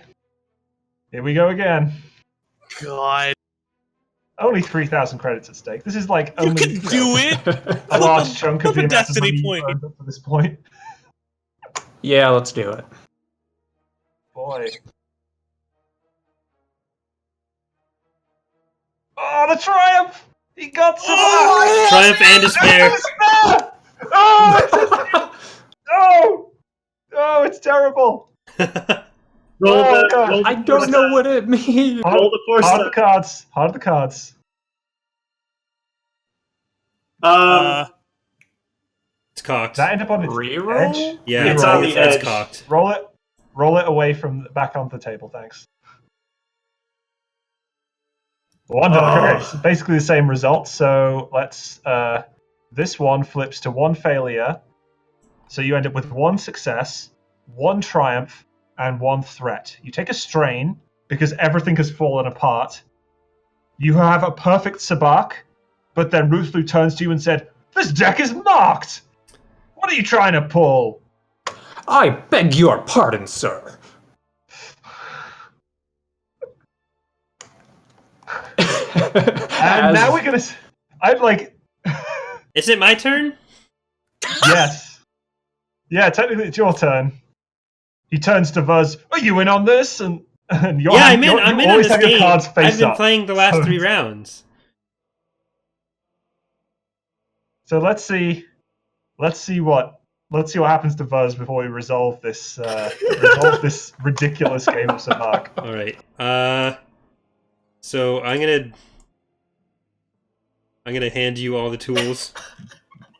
I get 2 boosts, I think. One from Yeah. Tharr, one from. Yeah. And there's the difficulty. Oh my gosh. Another despair! Oh my god! roll the force die. Roll the force All die. right. On the cards. I believe. Yes. Holy shit! What is wrong with this game? So you get a net of no success and 1 despair. No success, 1 despair, and 2 advantage. 2 advantage. He I'd doesn't. say you recover 2 strain. Unless Can that be choose that something he else. notices because I'm a fucking idiot that I'm not in on the marked cards instead of the strain? Yeah. Okay. Yeah. He notices that you're just. He's like, A bumbling dunce. well, I think I'll just take this pot for myself. Thank you very much, and I think that would be very fair. Thank Did I you very win? much, chaps. Vernon, did I win? You lost less. If you need me, I'll be in my cabin. Congrats, guys. You just lost 3,000 credits to... I didn't lose anything. Hold on. No. Well, Walden put some of the ship's money towards it. Yeah. Sorry, Waldern. Your 600 And now credits I have are a gone. full suite of Dark Side Destiny points. Which you will never, ever be able to do anything with. Man, heart Right, of the guys? cards, though. Heart of the cards. It almost went really well. At least technically... at least you still had 200 credits at the end of it. I don't think I like this game very much. Vernon. See? And I'll go over to Buzz and try and console him. This is why I don't play this game. But you gave him the money for it. I bop him on the back of the head as I move by to the back of the cockpit. Sometimes you gotta believe. Both of you. Ow! Heart of the cards. Heart of the cards. So anyway, you drop after a few more hours of travel. Ruthlu giving Vernon very sidelong looks whenever he goes to the galley to get himself food. Also giving Tharr sidelong looks, but otherwise seems pretty happy with Vuz and Walden. He's like, yeah, whatever. It was a good game. You reach Bandamere, drop out of hyperspace, and you're immediately hit by a tractor beam. All right. I'm gonna do a quick scan to see who is actually trying to beam us in. It's an Imperial Customs Corvette, and there's what looks like a much larger cruiser of some form on the edge of your scanners. I'm gonna activate, I'm just gonna try and contact the ship that's currently trying to beam us in. This is the Avondon Hale. Why are you trying to beam us in currently? Avdon Hale, this is just part of routine increased security checks in this region of the galaxy. There's been some increased rebel activity in the area, so we're making sure that everybody passing through... I'm gonna make a small jaunder back to where Ruth Lou is. Everyone passing on the Hydian Way is on the up and up, I'm sure you understand. We're just going to bring you in for a scan in our hangar and investigate all of your cargo. If you could pass your manifest up. As you hear this on the radio, Ruthlu is running. You hear panting as Ruthlu runs up to the cockpit. Don't tell them anything. I'm not here. I'm not on this ship. What are you talking about? You're right there. Can't hide you. I'm pretty sure you can. Aren't you chaps mostly smugglers, Rathagam? That's why I asked for your ship. Smugglers? I'm gonna slowly Yes, push him smugglers. against the wall and say, "All right, it's time to come clean, right now." Can you make another coercion check with a boost?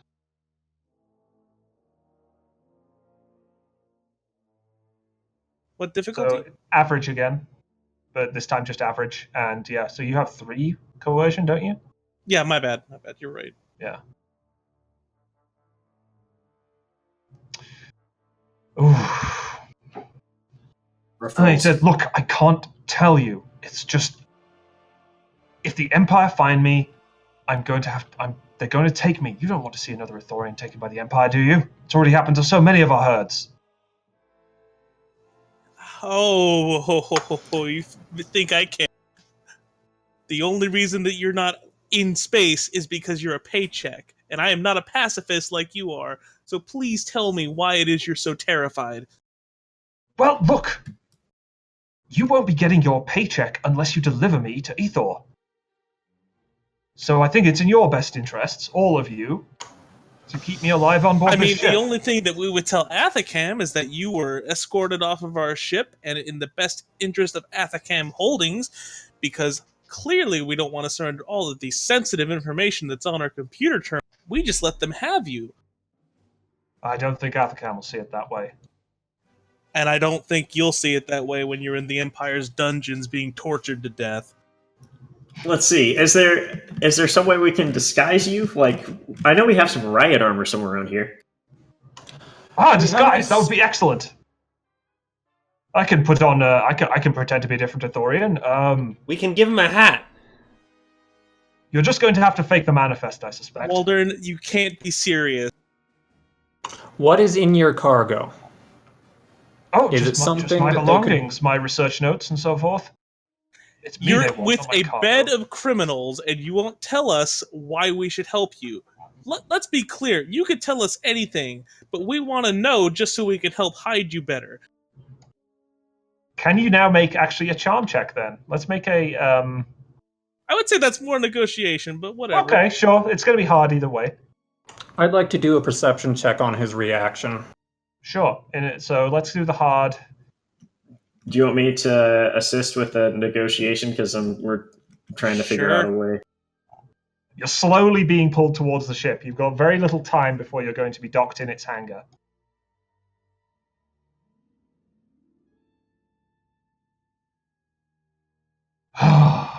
Very well. Look, I've been working on some stuff with Athacam that I can't really tell you about, but the Empire knows about it. We've been selling it to them, but they want to cut out the middleman. They want to take me in person and have me work on the projects for them. Slave labor, you know what the Empire does, especially to us Ithorians. I'm going to quickly whip up a data pad as efficiently as possible and then hand it to Vuz and Vernon and say, we need to make sure they don't do a bioscan on him. If they have his DNA, they'll just instantly know it's him and the jig is up. I'm not too good at computers, but here's the information you need.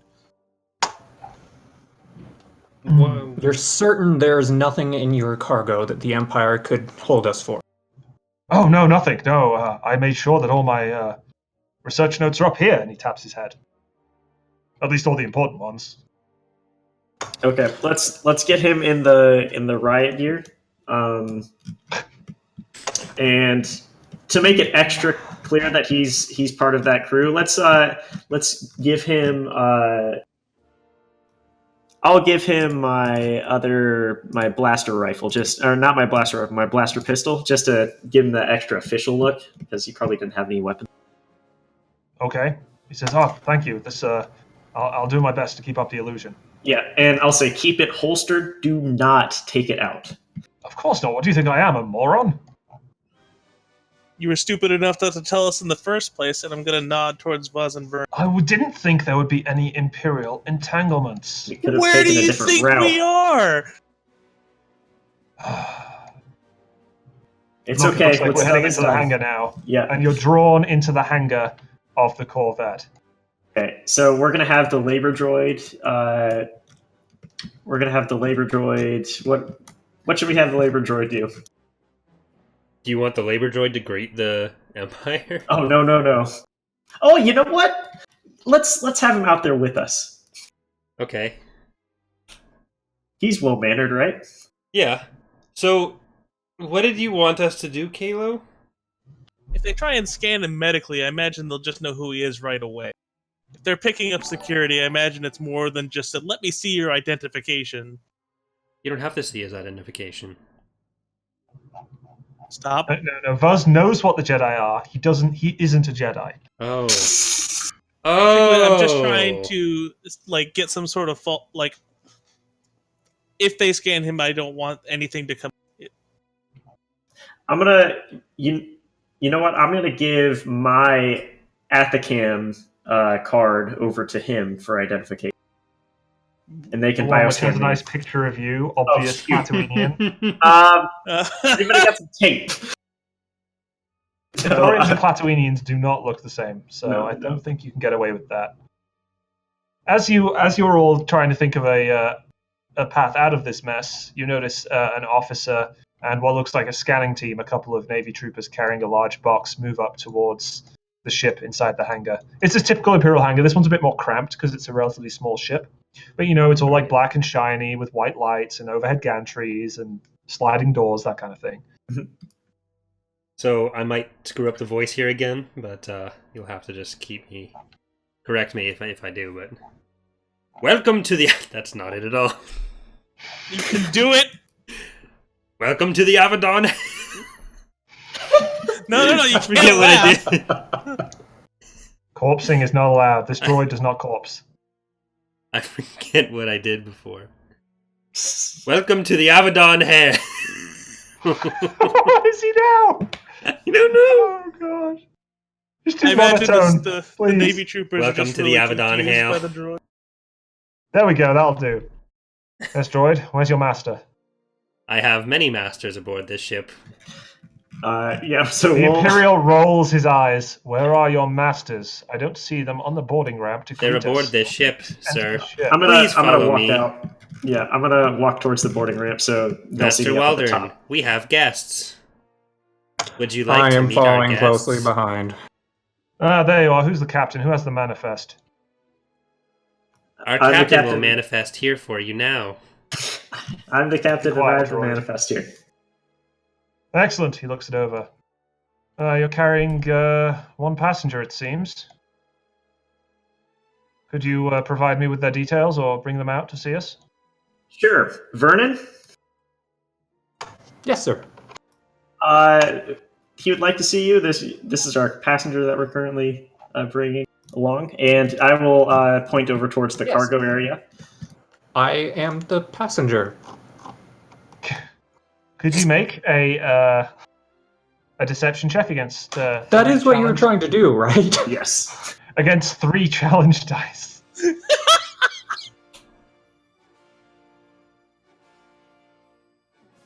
It's fine. It'll be fine. Yeah. They got some good security personnel here, Hey, it's no despair. That's good. Literally a complete wash. The officer coughs and says, "I don't believe that's true. From looking at the manifest here, the passenger is an Ithorian. Oh, sorry about that. Don't mess me around. I don't want to have to take blasters out." Tharr. I'm gonna take a small jaunter out, and as I approach, I'm just gonna be like, "Oh yes, how are you doing?" May I introduce to you Master Tharr? He would Oh like to say my hello. God. I thought he had deception.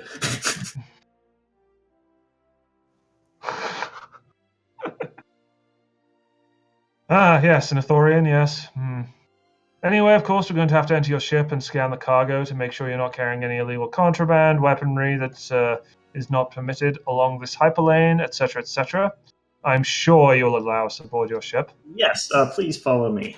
You will find everything is well in order aboard the Avedon I'm Hail. gonna take that droid and just hold it under my armpit where its vocoder is, and just keep it.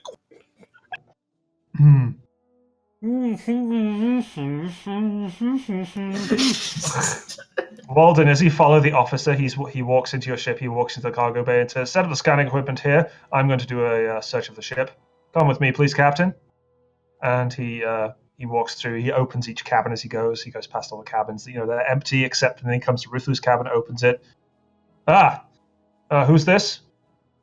Hi, I'm Buzz. No, not you, Solonian. I've already seen you. This other Ithorian. It's one of our security guards.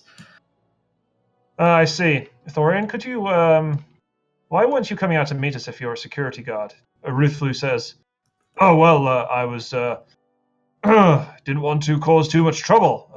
As you can see, I like to wear my gear quite often and so forth. And so he's going to roll his deception. Do you want to give? I'm do staying. you want to Hold on, help? I gotta help with Anybody this. else? I got this. Absolutely. I'm gonna do this. Okay, so you're going to provide what kind of help are you going to provide? I'm gonna help with the lie as Lifty. Okay. It is usually not good manners to greet the Empire with armed guards.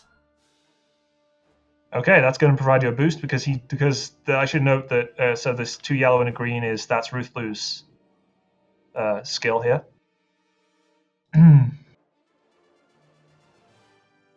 jeez. 1 success, 1 threat, 1 despair.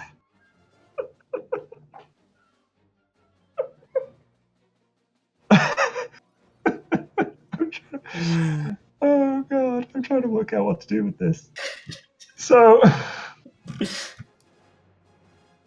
the despair means that one of the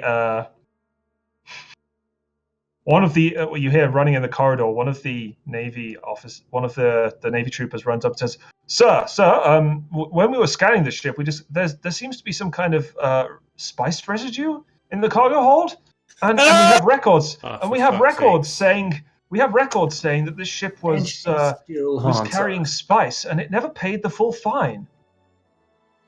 The officer turns to Walden. You know full well, Captain, the fines for spice smuggling are quite steep, and I'm afraid we require you to pay the full fine. I notice in this case, he looks at the data pad that the trooper just gave him. In this case, it was not technically as part of your knowledge, but unknowingly transporting spice is still a class 4 infraction in the Empire, and that's going to cost you 300 credits. Make sure you have those chits ready for me before I leave. As for you, Ithorian, he looks at Dr. Ruthlu. Next time, make sure you're reporting at every customs inspection. Dr. Ruthlu says, yes, of course, officer. And he turns around and walks back towards the scanners. Troopers, pick that up and let's get out of here. Captain, those credits, please. I'm gonna look over to. I'll look over to Tharr and basically talk about the Sabak game that was just played and say, hey, Tharr, I know you won the credits fair and square, but those are the credits I have. Can you please pay the off? You're Tharr. I didn't win anything. I wasn't involved in the game. Are you saying that out loud? I want to say that out loud in front of the Imperial officers. Because you're currently impersonating the doctor that played Sabak right now. I'm gonna kind of shake around a little bit and just hand him the chit. Thank you, Captain. Now all is present and correct, of course. This unpaid fine will be going on your ship's permanent record. Even though it's been paid now, we're going to be keeping an eye out for the Abaddon Hail in the future. Understood. You may disembark from the cargo hold once we've disengaged our tractor beams and given you the okay. Thank you, Captain. Goodbye. Okay, goodbye. We hope you have enjoyed your stay aboard the Abaddon Hail. I'm gonna kick that robot over. I appear to have fallen.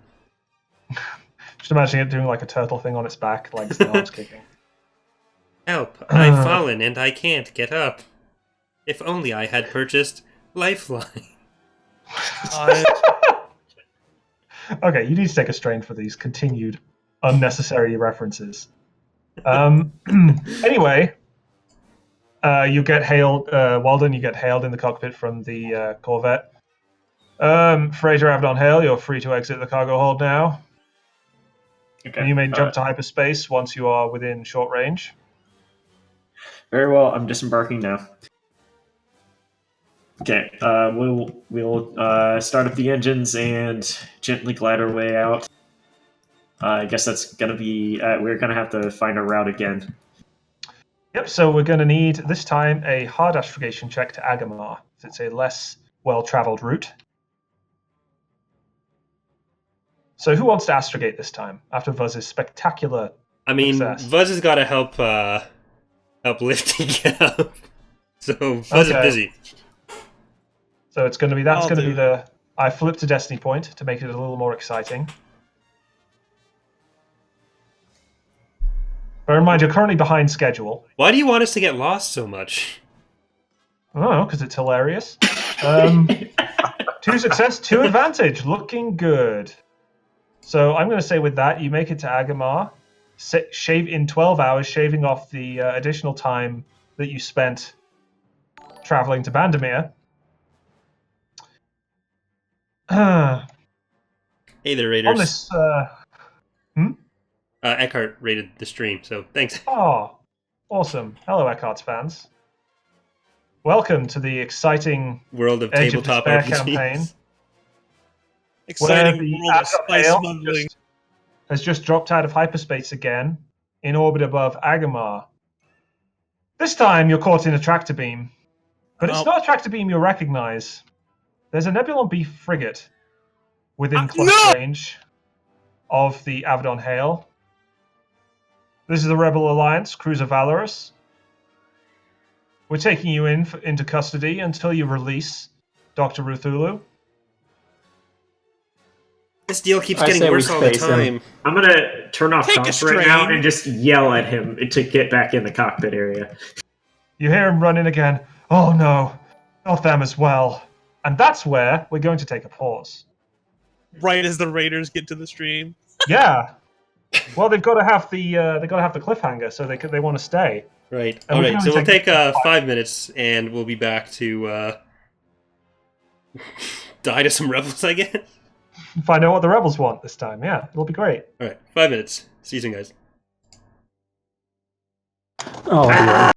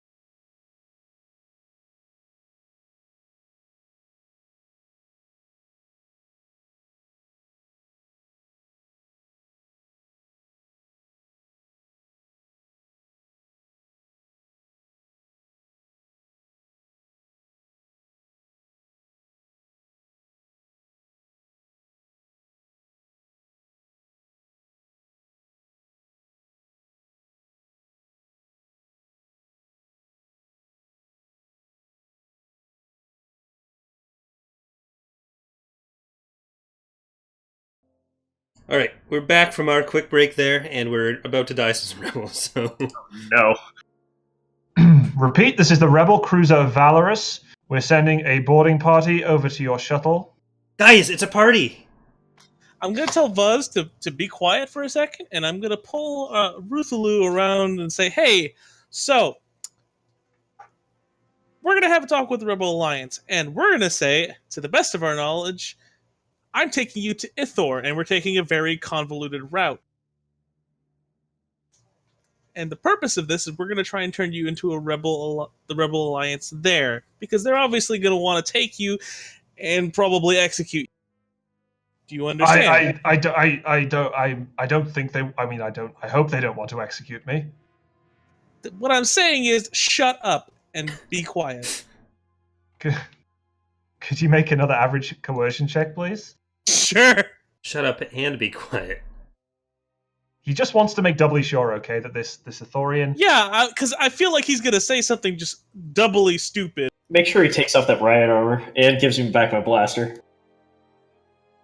I mean, that's a very. How did that die land? Can you re-roll that, because that die landed on its point? It was stuck between the other two. There we go. Okay. Same as one success, 2 threat. He says he goes and quietens down. Now take off your armor, give me the blaster, and go into the hold. And Vernon, lock it behind him. I also want evidence that it's locked. Because Yes, I'm going sir. to keep the armor on. That's the threat. I might need it. They're not going to shoot you here. Take the armor off. I really don't think if we're going to get into a If I fight may. with the whole ship that armor is going to help you. Okay, I'm gonna return comms now because this has been taking too long. Well, as you're sitting there looking out the cockpit, you can see the skeletal Nebulon B in space, very close by, looking very large. 300 meters of ship here. You notice a small, a YT 2400 undock from the docking spa. So like in episode 5 and 6, where the Millennium Falcon docks to the Nebulon B medical frigate there. It's the same kind of positioning, but it's a YT 2400, and it's flying over to dock up with the Avalon Hale. Just before they reach the docking point, I want to get some evidence that we were just stopped by the Empire, like the evidence of our ticket and the receipt of me paying the Empire for. I want to have it on hand. Okay. Sure. Yeah, you grab the data pad real quick that the officer gave you with your. You paid the fine. I want these rebels to know we fully cooperate with the Empire, damn it. I mean, Corey, if you want, I could just let you handle it, because you're No. lying. Do you want Lifty and Buzz on this? No, Lifty on this. Okay, so Ruthloo's in his cabin. You guys are all in the cockpit? So I'm going to just enter comms and say sorry for the late reply. We will be waiting for you in a very calm manner, not in a threatening one. I'm going to go greet our guests. The YT 2400 docks in your side docking port. Okay. You hear the airlock hiss. And a knock. Bob, what was the name? What sounds like the it sounds like the knocking of a rifle butt on the docking bay. Okay. I'm gonna just go ahead and unlock the door. It opens up. The name of what? The rebel ship? Yeah, no, the name of the officer that escaped in the first session that didn't die. Oh man, now Yeah, you've got me. Let me have a quick look at my episode 1. Did I give him a name? I'm pretty sure I gave him a name. None of us wrote it down. I think I have it written down, but I don't remember where I kept my notepad. I think for now we can just make up a new name for him. Okay. Because so whatever name you want his name to be, you can pull that out at any moment. I'll just call him Garrus. As the airlock slides open, you see a bunch of, well, what you assume are rebel soldiers. They're actually much better dressed than you expected them to be. This is just post Yavin, a year or so after Yavin. They're wearing what looks to be pretty consistent uniforms, kind of grey drab, with little rank plaques. And the officer ahead has a tan coat, a peaked cap, and he's carrying a pair of binders. Binders is I'm in gonna like move up wrist to binders. greet him and Yes, make sure binders Waldron. follows me. Shackles. He looks up. He looks sharply at Tharr. Is this Ruthlu? I'm gonna shake my head and say, "How dare you accuse me of being such a heinous criminal?"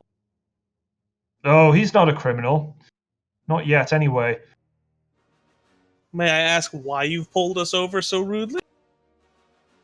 I don't think the Rebel Alliance has any need to tell you anything of what we're doing. Out of the way. Master Not if we're Tharr, not- you shouldn't talk Where to is our this guests passenger? like this. Not unless we're specifically working with you. Are you going to stop? They're just walking through your corridor now. I'm gonna stop them and ask that, like, listen, we're trying to help you guys out as well. Maybe it's helpful that you tell us what this is. Well, this Ithorian you're transporting, that we know you're transporting. It's not has been- like we're not trying to hide it. Yes, he's on our ship. Well, he's just making it very clear that he's not taking any shit. That we know you're transporting. He's been involved in bioweapons research with Athacam.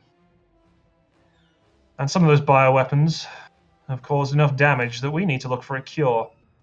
And he's our best bet. So we'd like to take this passenger of yours, escort him to wherever we see fit, and we're going to make some use of his talents, whether he likes it or not. Now, step aside. I don't want my men to have to stun you. So if you're in with the Rebel Alliance, I would ask that you get in contact with Lieutenant Commander Garrett. It's probably too far away. He has a he was mass on the effect outer on rim. your level. Oh no, no, strain. Tori, quit it. So what I'm sorry, gonna I'm going sorry, to try. You Go for it. already have connections with the Alliance? We saved Yes, you guys and once. not only that, we saved the man in question, along with his Rhodian friend. Well, I suppose I can get in contact and find out if we can send some recompense your way for this unfortunate incident. The recompense I'm looking for is taking this Ithorian to Ithor. How about I'm this? sorry. Let's see if we can come to. Let's see if we can come to an arrangement. I fully believe that you guys need some cure for this biomedical emergency or biochemical emergency that you have, right? So we unfortunately have to take this person to Ithor. It's like a do or die type of thing for us. But what we can do, you could certainly bring somebody with us, and we'll make sure that whatever he's doing at Ithor, he will also comply with anything that you need. One of the soldiers behind the officer raises his rifle at Twi'lek and says, "Do you know how many people have died because of this bastard's bioweapons? I've seen people just... It's horrific. You've got to just let us take him now." And the officer turns around and says, "Just quiet So your down. solution quiet is down." to And I'm shoot going to us? say you doom us as much as those men are doomed. The officer kind of massages his brow and says, "I'm willing to consider something if you have a proposal, but I do want to see this doctor before we move on. Make sure you still have him on board." Very well. If I may make a suggestion, you could follow us to the meeting point, and after we have delivered him to Athacam, then you may pick him up, and both parties are satisfied. I'm sorry, droid, but I don't think you're aware that Ithor has a number of Imperial patrols. We can't just park our cruiser there.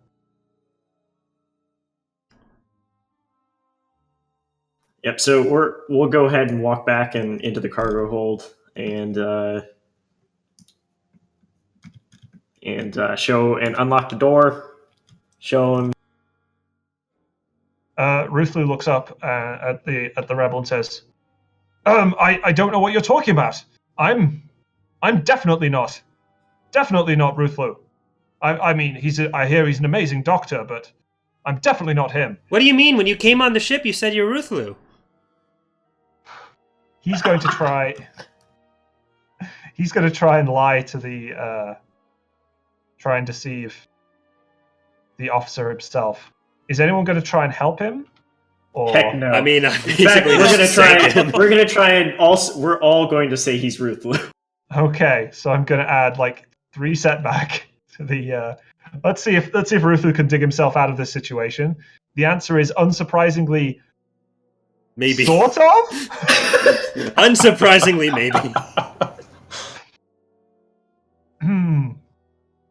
So He just is a convincing liar. He confuses everyone involved. He succeeds, The but only thing- because he's legally changed his name in the period that this hit. the officer looks askance at Ruthu and says, "You're definitely the Arthurian we're looking for, but something seems strange about you." Could the triumph? Could we call out what that triumph is? That's Yeah. okay. Okay. Yeah, definitely. I'm thinking about like the current negotiation that we have. Ruth Blue kind of overheard a little bit of it because these walls are not the most solid. And he tries to also go along with the plan. It's like, yeah, totally. I'm going to help you guys out. I need to get some supplies at Ithor or something like that. Okay, sure. So he kind of caves in and says, "Okay, I'm Ruth Lou. I'm gonna help. Okay, I'll help you. And the officer says, all right then. Let me see. I'm afraid we're going to have to attach a homing beacon to your ship because we can't trust you. If that homing beacon's on our ship, you got to make sure that Imperials can't see it. Oh, don't worry. We use our own encrypted communication systems. You're I going to don't drop think him that off. encryption works. Never mind. It's fine. No, encryption's a thing. I encrypt things. Just like you encrypted those Sabak cards. Good job, little buddy. I didn't encrypt. No. What? Everyone. What? No. Okay, silence the bickering. Okay, let the adults speak. So as I said, we're going to secure a homing beacon aboard your ship. And he motions to one of his troopers who walks to the cargo bay. You hear like a magnetic clicking and beeping and what sounds like a slight grinding noise. I grimace. I'm afraid you're not removing that in a hurry, but we'll disable it once you reach Ethor. Have no fear. You're going to land on the herd ship Verdant Green. Verdant Green will. We have some operatives on there who will acquire Ruthlu, and from there we'll move on with our plans. Now, I should note that if you double cross us, if you leave with Ruthlu, if you allow Ruthlu to escape, we will find you. The Alliance is everywhere now. We have And no if you love already- for Ruth. Yeah. And if you already have connections, well, let's say those connections will be used to find you. We have no love for Ruth. We will happily comply with this stuff. He took That's our good. money. Did he now? Yes, he has some reputation as a bit of a gambler. Anyway, come on, men. Let's hope these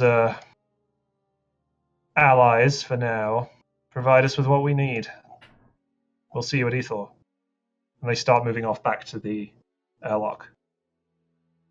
You hear Ruthu kind of like quietly sobbing in his bunk. It's okay. They probably won't kill you. Right away. Maybe. Walter, we need to get. They're off the ship, correct? They're heading toward. They're nearly at the airlock. Yeah. When they leave, I would just like to make the remark to Walter and get us into hyperspace and get us in contact with Athacan. I mean, we could probably just contact Apicam right now. We're at the location where we need to be, right? You're at Agamar. You're not at Ethor currently. Oh, sorry. You can still contact them from Agamar. Yeah, we can hop into hyperspace towards Ethor and contact Athacam. I mean, to be fair, it's probably like some type of military frigate or converted to a military frigate. I wouldn't want them to actually pick up what we're saying. That's Sure. why I'm saying that. Oh no, I mean the Nebula B looks a little worse for wear, but it's still a hulking weapons platform as far as you're concerned. Like this thing will blast you out of the sky very quickly if you try and do anything silly. You watch the YT-2400 dock back up with the spar on the frigate, and the tractor beam is disengaged. You get a radio transmission. This is Valorous. You're free to leave. Our contacts will see you on Ethor. And then it just blasts off into hyperspace. Gonna round up the little Buzz and Vernon and Waldron and say, so how do we want to actually handle this? We should help the rebels as much as we can. We helped them on that other place. I'm just gonna squint at Waldron. As knowingly. much as we have our run-ins with Imperials, this is not one I want to keep. I would much rather just comply with them. Comply with the Imperials or comply with the rebels? Comply with the rebels. I don't see that we have any cards. We have to do it. Well, we were playing cards earlier. You could go get them. Should we Metaphorical inform cards. Athacam? They're still Oh. our employers. Well, we're properly delivering him, so I don't see any negative here. We are delivering something tells me that it wasn't to deliver him to a colony ship or whatever it was that he said that belongs to the Rebel Alliance. Can we take a closer look at the contract? Make sure we're not voiding it. Sure. So the contract says that you're to take him via Bandamir and Agamar to Ithor and actually drop him off at the Verdant Green herd ship. So we're good.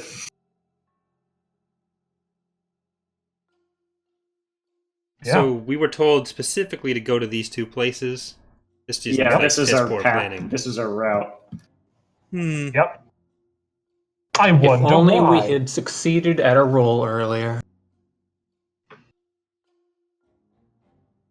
This Hey-ho. is either some terribly cruel joke or they're trying to implement some sort of test on us. But yeah, let's go ahead and hyper Should jump over we? to Ithor. Is Ruthlu in the room?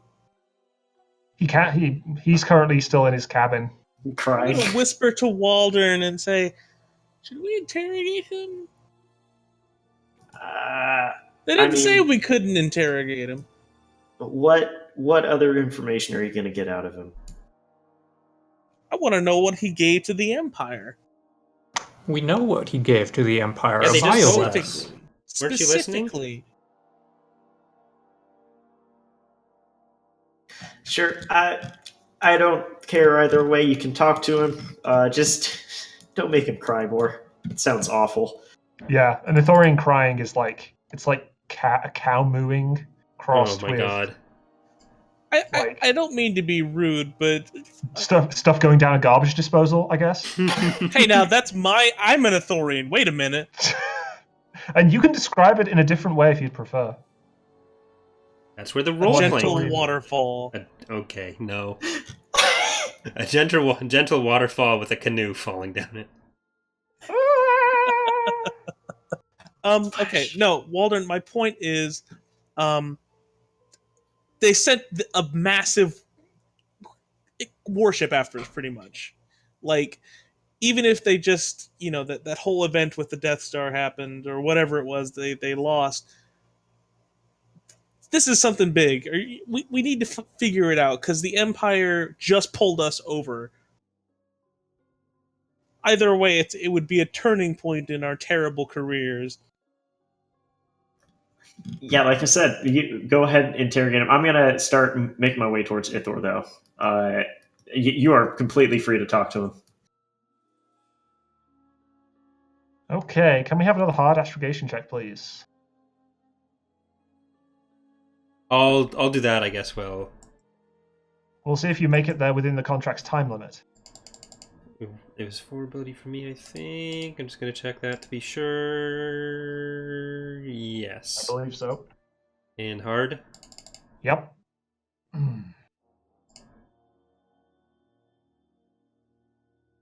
Wow, Well, that's impressive. So it's going to take you an additional 4 hours.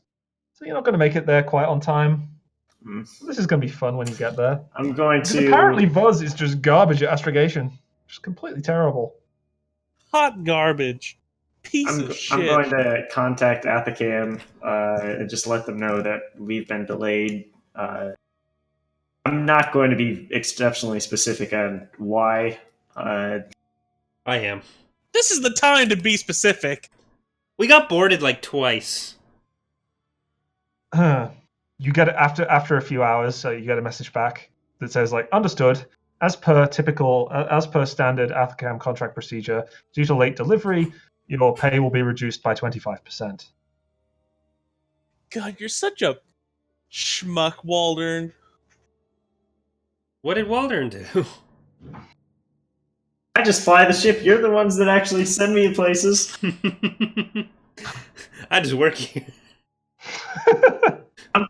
We obligated to fly the ship.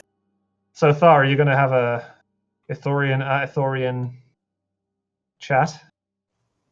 Yeah, I'm gonna go walk in there and just lay it out on the table. We're gonna go to Ithor. You're not gonna get dropped off wherever Athacam is.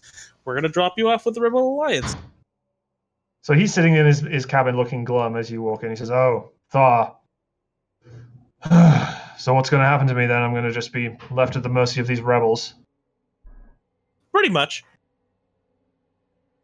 Is there anything specific that you need to have done at Verdant Green that's not dealing with the rebel?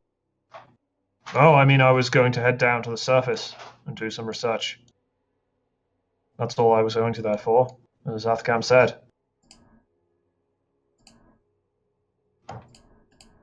Tharr, you're well aware that going to the surface is like really difficult to do on Ithor. Yeah. Ugh. Now, when you say research, that wouldn't happen to do with, maybe poisoning and killing thousands of people. Ah. It would have to do with that, yes. But when I was investigating the Bafor tree pollen, I didn't know it would be so powerful. And then Athacam ran with the research, and then the Empire used it, and here I am. I didn't mean for this to happen. So You are the worst doctor I have ever met, and I know myself. You're probably right, Tharr. You're probably right. He just looks like a broken Ithorian. All his like vocalizations were all like.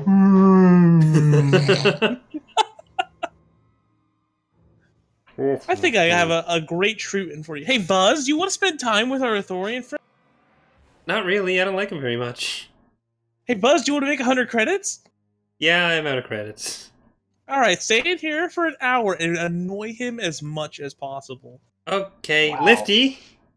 Yes, Master Vaz. We're gonna stay in here for a while.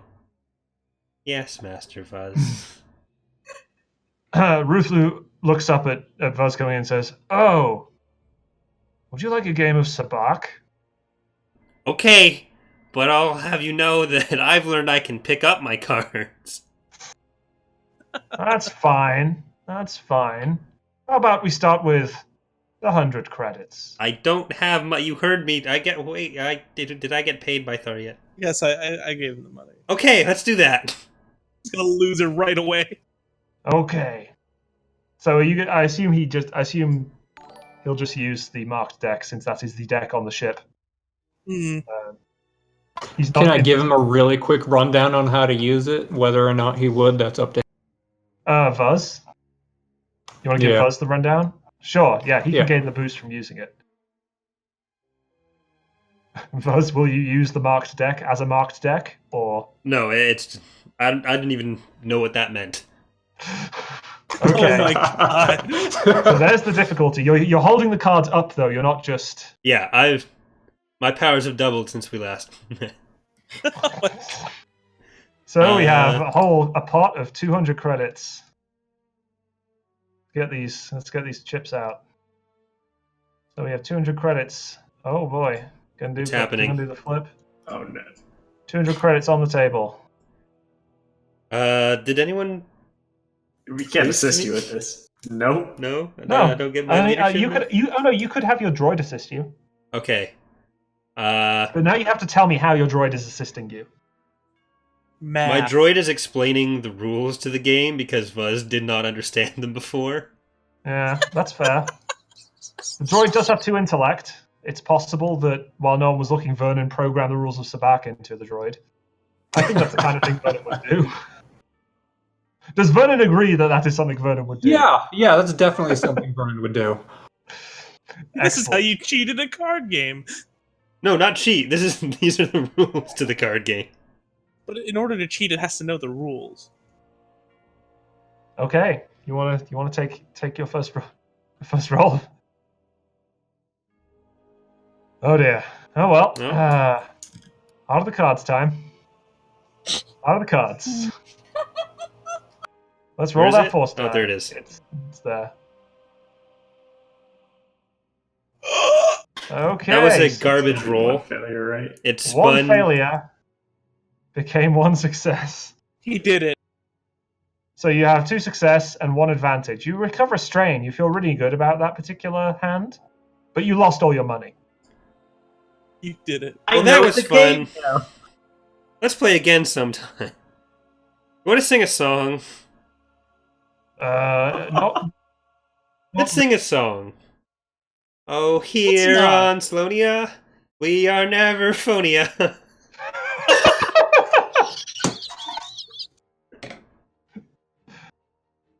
and then, That was masterfully done, Master Vaz.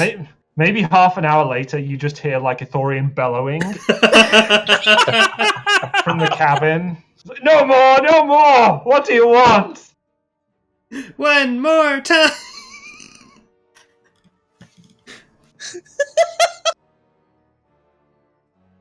Okay, I'm guessing we're not right now. The contract stated we were supposed to drop him off at Verdant Green, correct? Correct. Okay, so we're going to look for Verdant Green after we drop out of Ethor, or drop into Ethor. Yeah, so you drop out of hyperspace, kind of on the edge of the Ethos system, because of Buzz's terrible astrogation. Mm-hmm. So it's going to take you a while to fly towards the. Take you a while to fly towards where the herd ships are orbiting the planet. It's almost As you're like flying- Buzz is terrible at astrogation, huh, Walder? No As you're flying in to in from the edge of the system, you notice a signal on your scanners. It looks like a reasonably chunky Corvette of some kind, but you can't pick it out. You can't pick it out quite clearly yet. Is it flying towards me? Yes. Okay, I'm going to kind of like turn the ship and kind of take a wide berth around it. Okay. Can you make a? What's the max speed of the? 3, Speed 4, but, right? 3. Let me confirm it. Yes, it is speed 3 on the Where's card the right speed here. 3? Yes. So can you make a? Let's do a competitive piloting check to see if you outrun this Corvette. So roll a simple pilot check. The Ithorian system doesn't have much in the way of astronomical anomalies and so on. So yeah, we'll see. So simple, no difficulty. So we're going to find out what you get and then compare it to what the NPC gets. Let me confirm that's my roll. Yeah, it is. Okay. There you go. Okay, 4 success, 3 advantage. Now let's see what this captain gets. Captain of the Corvette closing in. 1 success, 5 advantage. Oh, it looks like you managed to just slip away. As you take a wide berth around this Corvette and manage to basically jink out the way, and as much as you can jink in empty 3D space. A few stray turbo laser rounds flit past on your scanners. It seems like they weren't really pleased to see you, whoever they were. But you've avoided them. You've avoided them for now. Can we do a scan to see what that was, their They're affiliation? probably too far Sure. away. So if you could make a hard computers check. Oh, hell yes. I can't wait to fail this roll. Is that something I could either do or help with? You can definitely do a hard computers check, yeah. I'll do that instead of Tharr, maybe. Yes.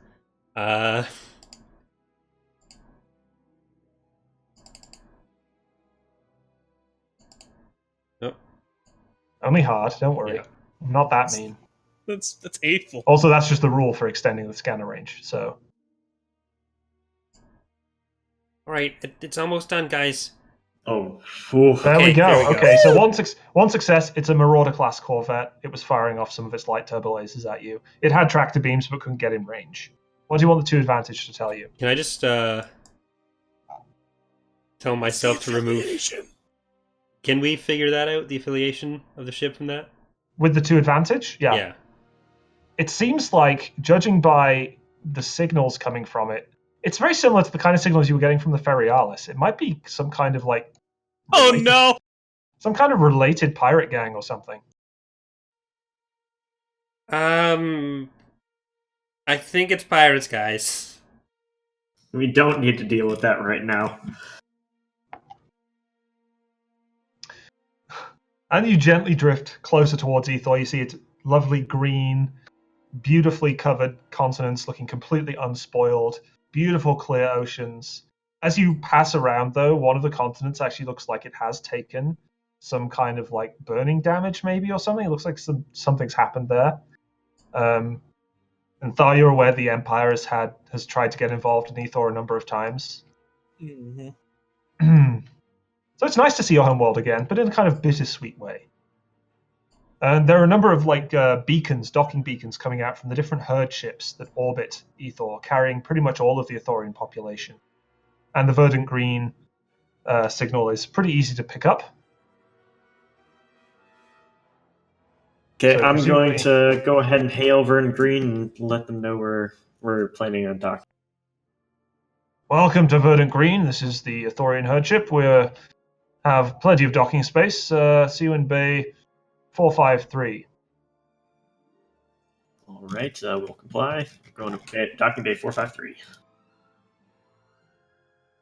You fly towards the herd ship. It's a giant kind of biodome. It's pretty low to the atmosphere. It's kind of an upside down, like a huge dish, with a big set of botanical domes on top, a jungle ecology kind of around the outside. It's like a giant floating garden, a kilometer across. It houses like a small town's worth of people, and Ithorians, and all that kind of thing. As you come into land, you like graze a couple of trees, and drop down. And basically, when you land, it's like you're on a kind of an old style grassy airfield. It's like Stop it! the markings in the grass to show you where to land are just different kinds of grass grown in a particular pattern. It's all beautifully tended. There's like lovely hedges everywhere. It's beautiful. It's very nice. As you come as you put the landing pads down and drop onto this beautiful ship, you get hailed again. Is that the Avedon Hail? This is the Avedon Hail. Is Tharr on board? I'm going to look back at him and say, what should I say? Yeah, Tharr is they on hate board. me. Tell Tharr Rotiflow if he steps foot on Verdant Green, we're going to revoke some of our pacifist philosophies for a short while. Then you're not really a pacifist, I are you? wasn't. I'm gonna yell over the intercom. Be quiet, Tharr. You disgraced us. Disgraced us all. You realize as you're talking, that was your father. Good, even better. I'm gonna get into a fight with my dad. I'll see you later, Waldern, and I'm gonna I move am towards the ramp. actively glaring at him with my bug eyes. You're gonna go there. You're gonna just go step. You're just gonna walk out there. I'm gonna stand on the ramp and lean against one of the little pillars. As you do that, an Ithorian healer walks up, wearing these lovely like blue robes, a lovely like golden vocoder. It's a female Ithorian. Ooh, baby. Walks up to you, Tharr. Tharr, I don't know why you got yourself involved with these people. Better than living here. You could have done great things as a doctor, you know. Just gonna maintain silence and just stare directly at the Ithorian. Very well. Can you bring Dr. Ruthlu off? I'm going to collect Dr. Ruthley right now. Hey, I'm Waldron, are we there stopping yet? you. We're here. Oh, thank God. I hate this guy. And I walk out of the room. I'm guessing stopping- Lifty follows in suit. Yeah. What was that? Yeah, no, Ruthlu, I go right up to him and say, no entanglements. We have had Imperials and rebels. Did you hear about the pirates? Our pay is being... No, I was just in my bunk with that little Salonian. He wouldn't be quiet. He wouldn't be quiet. And don't you forget it! Our pay is being docked. You are going to cover it. You are going to give us every credit you have. Oh wow! Is this just a hold up? You just gonna It pull is, out a yes. pistol on him? Okay. And we know Can he has you a lot of credits because we gave them to him. Can you make an average? Can you make an average coercion check? Coercion. Yeah, I mean you're threatening him. You're threatening Yeah, I him. What know. else could it be? Yeah, I don't know. Like, A friendliness check? You can gain a boost because his will has been slightly broken by. find my coercion right now. All Right. planned, Buzz. All planned. And you paid 100 credits for it. I think that's worthwhile. Should I spend Destiny Point to try to get our money back? Yes. Why not? Absolutely. You need to actually upgrade it first. So re-roll that. Huh? Oh, right. All right. Hey, all You planned. can actually spend the point. There we go. That's a better result. That's a much better result. He says, "Oh, fine, here you are," and he throws out like I think it's 3,500 credits worth of shit. Jesus Christ, guys. That's just I guess I what we won't want. be needing this where I'm going anyway. Damn cheating droid. I'm gonna say to the Lady Ithorian, so my dad, Thulun, when you see him, just ask him how his lineage is going with no other heirs. He'll get a kick out of it, I promise. Oh, that's very harsh, Tharr. You know your father only wanted the best for you. I don't think you and I have very different interpretations of the best. Anyway, where's the doctor? I'm I have going orders to escort him out of here. I'm going to start walking past because I haven't been a part of this conversation. So I just walking past both Ithorians, kind of look at them, and then sneeze immediately because this green stuff is just killing my. Yeah, and you've got lots of folds around your nose. Yeah. It must be like the most Klatooinian sneezing. Must be disgusting. Oh! Got some green Ruth- funk on your face there, Waldron. You got some tissues.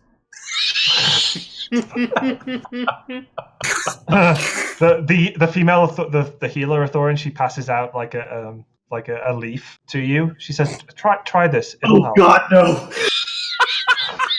No, it will help. It will help. Believe me. And as you put the leaf to your face, you feel it like it's like aloe vera times 20, and just like your sinus is just empty. All over his hands. Yeah, into the leaf, and the leaf just kind of absorbs it. It's amazing. This is the only green thing that I think is actually worth it. You just like cover your face with it for the rest of the what time you're on it.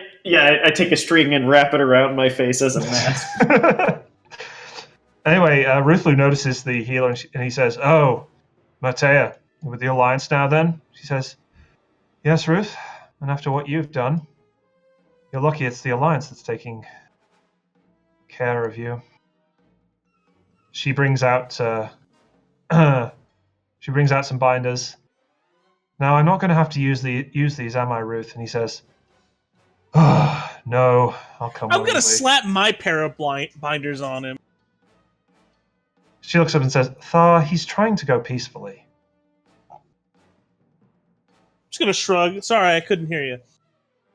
Oh my gosh. Did you have to deal with this before? Yes, he's been like this since I knew him No, at the I was academy. only like this after you took my medical license, you took my banking. I mean, there's any number of reasons why it could be like this. Let's not mention any of the actual charities that I've contributed to, people I've saved for free. No, let's just remember what you've got. And I'm going to pat her on the shoulder really hard. Wait, so you've been practicing medicine on the ship without a license? Oh, yeah, completely. Oh, well,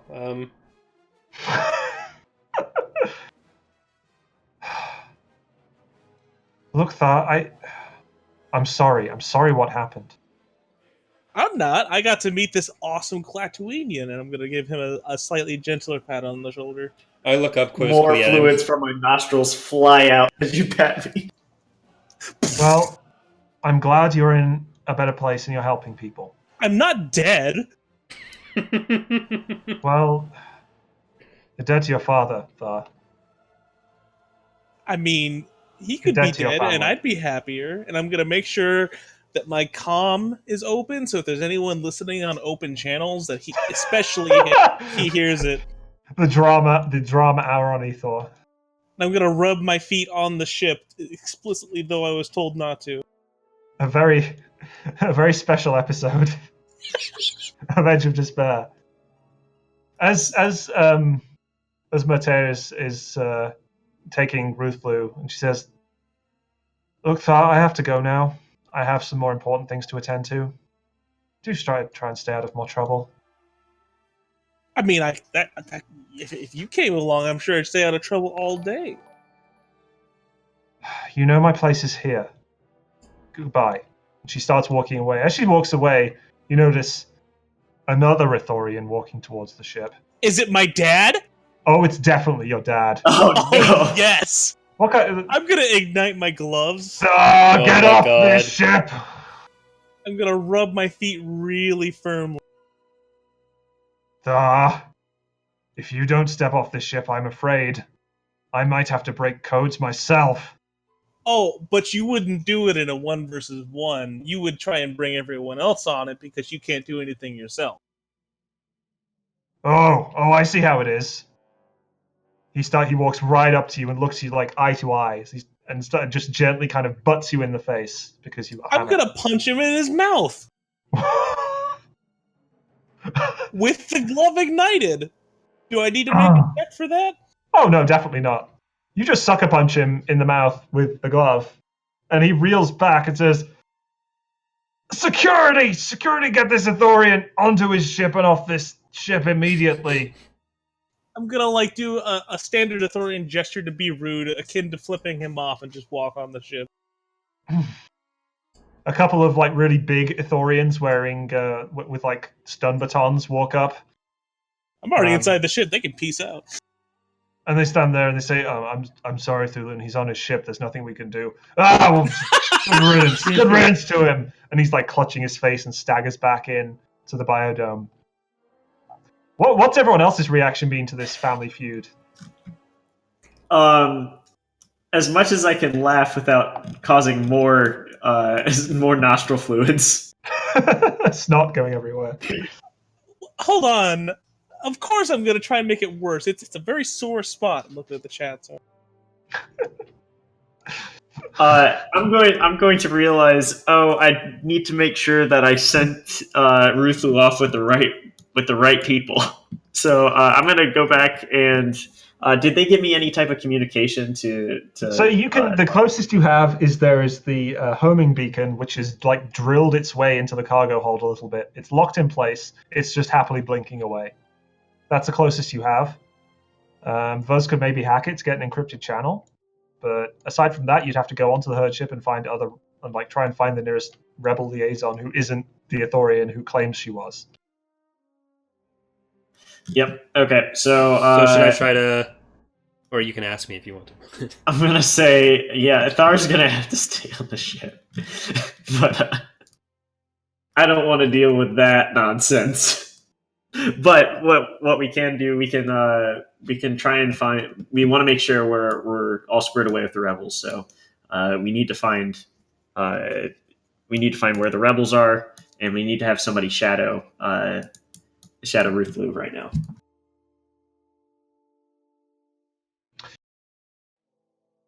So who wants to shadow Ruthlu?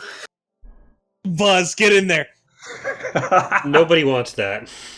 I know, it Yes, sounds he pretty good. does. It sounds like a pretty good job for Vernon to do, to be honest. That's with what the I was whole- thinking. Well, Vernon's not present. He's out in the cargo hold. Okay. Just staring at the beeping homing beacons. No, he's rifling through the departed doctor's belongings. There's just like clothes, there's robes, there's clothes. There's some notes on medical stuff that aren't really worth anything. They look like really old, outdated stuff. You can make a hard perception check. See if you find anything of value. Hard's 3, right? Yep. I'm gonna upgrade that. Oh, too late. It's okay. You were Oh, quicker sorry. than me. You were quicker than me. That's fine. So yeah, you find another 300 credits. The legend never dies. And with the 2 advantage, what would you like to find? Some small item.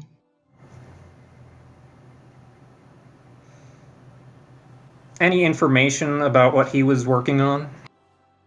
Okay, yeah. So rifling through, you find this one piece of research note which had Athacam stamped on it, like top secret, and it mentioned the investigations into the use of Bafor tree pollen as a kind of vector for epidemics. All right. So are you guys going to try and find Vernon to get him to tail Ruthlu, or? Yeah, I'm gonna go ahead and open up my comm link and just tell him to. We need you to tail Ruthlu. He shouldn't have gone too far, so he should be fairly easy to catch up with. Outside of that, we've got. So I'm gonna bring Buzz along, and we're going to go on a little adventure. Where are we going, Waldron? We're gonna try and find some rebels. Should we bring Lefty? Oh, Lefty's good at talking to people. Yeah, let's bring Lefty. Oh joy, I would like to Gonna come on lift this you into a trip. prison cell. Thank you for inviting me along, Master Waldron. So to trail Ruthlu, Vernon, could you make an average stealth check? Let me just double check what your indistinguishable makes it. Indistinguishable upgrades the difficulty checks to identify a character once. So I'm going to say effectively that downgrades the difficulty of your stealth check. So it's going to be an easy stealth check. I'll take that.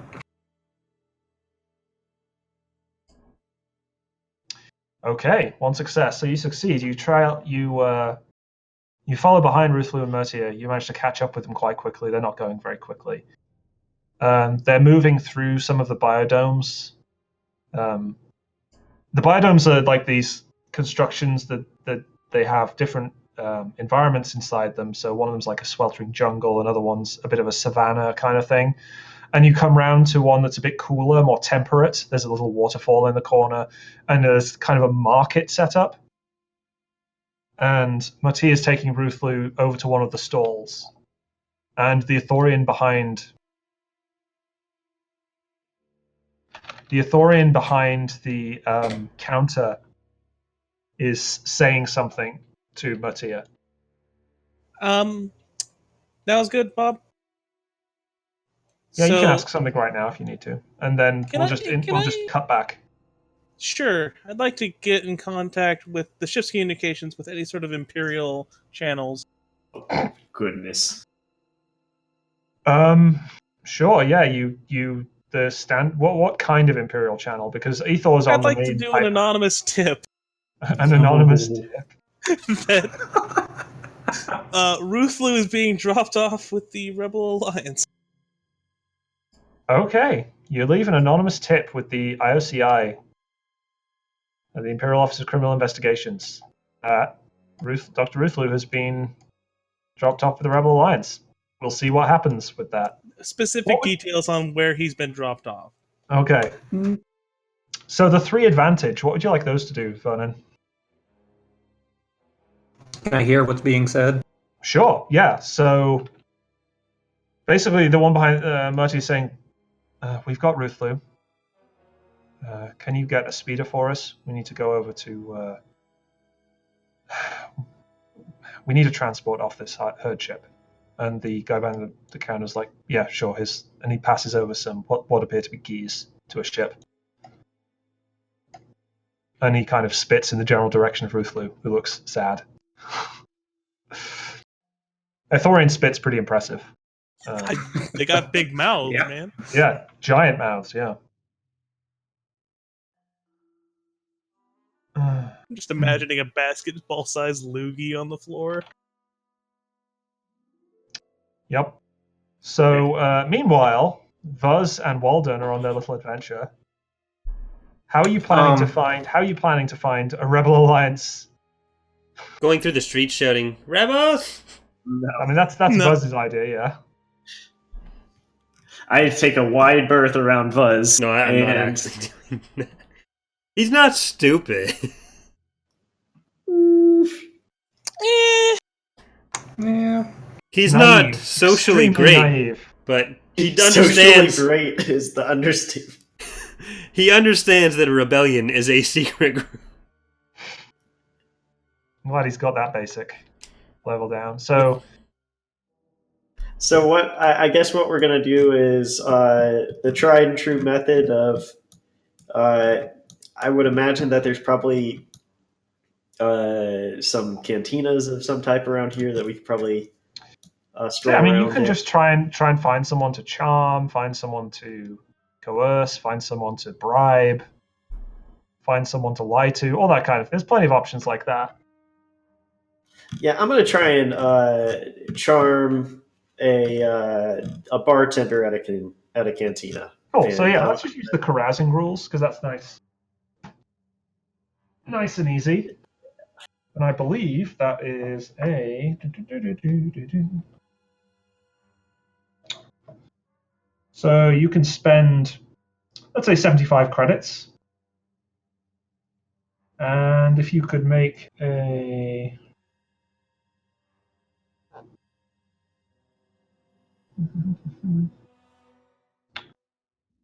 Let's go with an average charm check. No, actually, sorry, you're looking for the rebels, a hard charm check.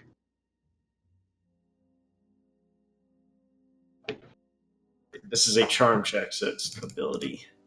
I'm gonna also use that one strain using congenial Mm-hmm. for Sounds good. charm checks. Yeah. Vuz can provide a boost by being cute, I suppose. I'll do that. I'm adorable.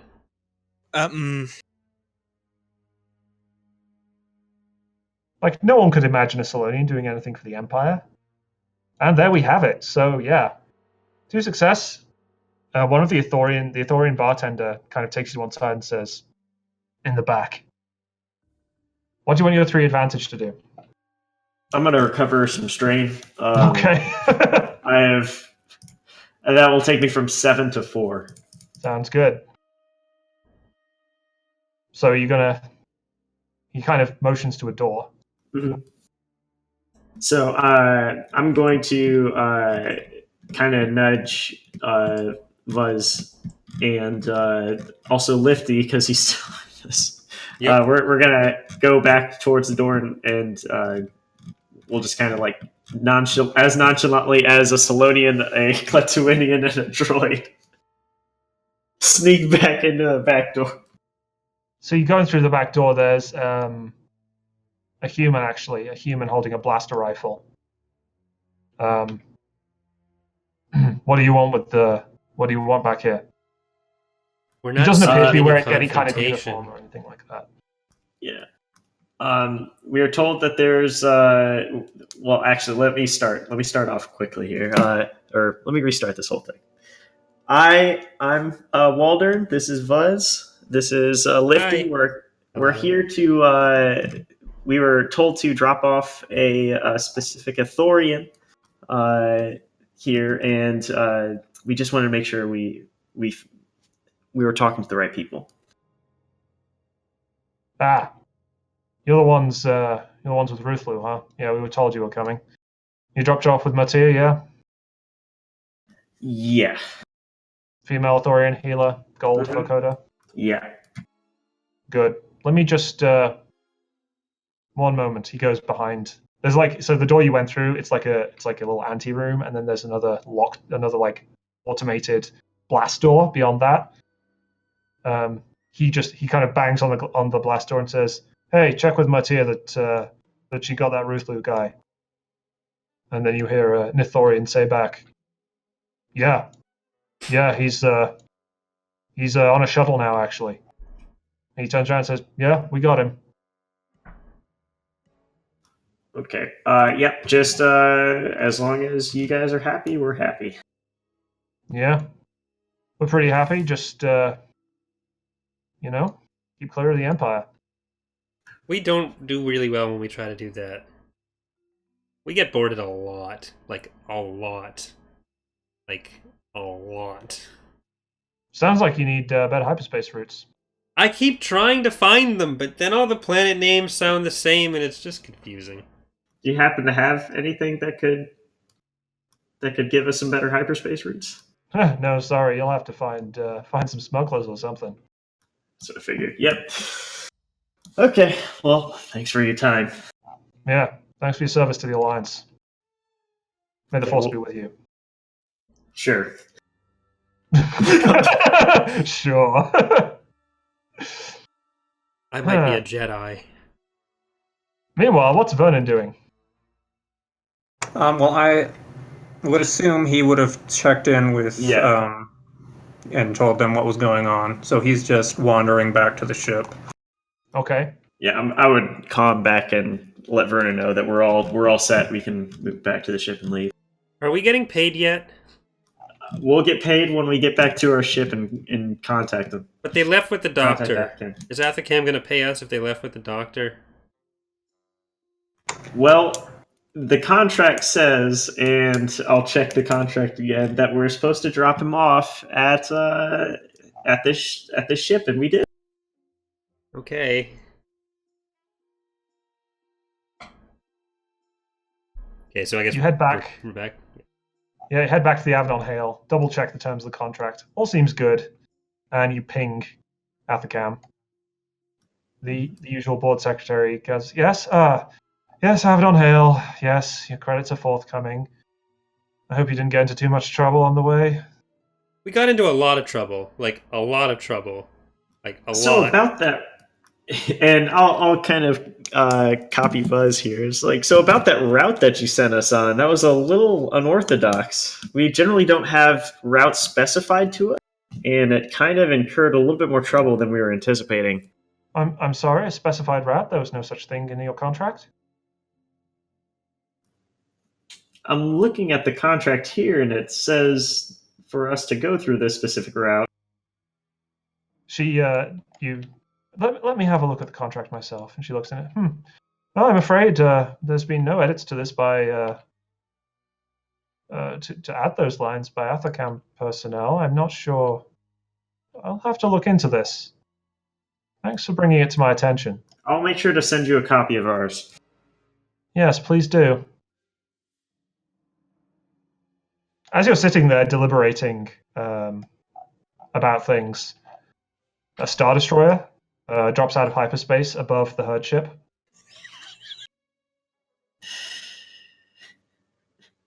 A bunch of TIE fighters launch out of it, and you notice there's a shuttle taking off from the herd ship, and it's being pursued by the TIE fighters.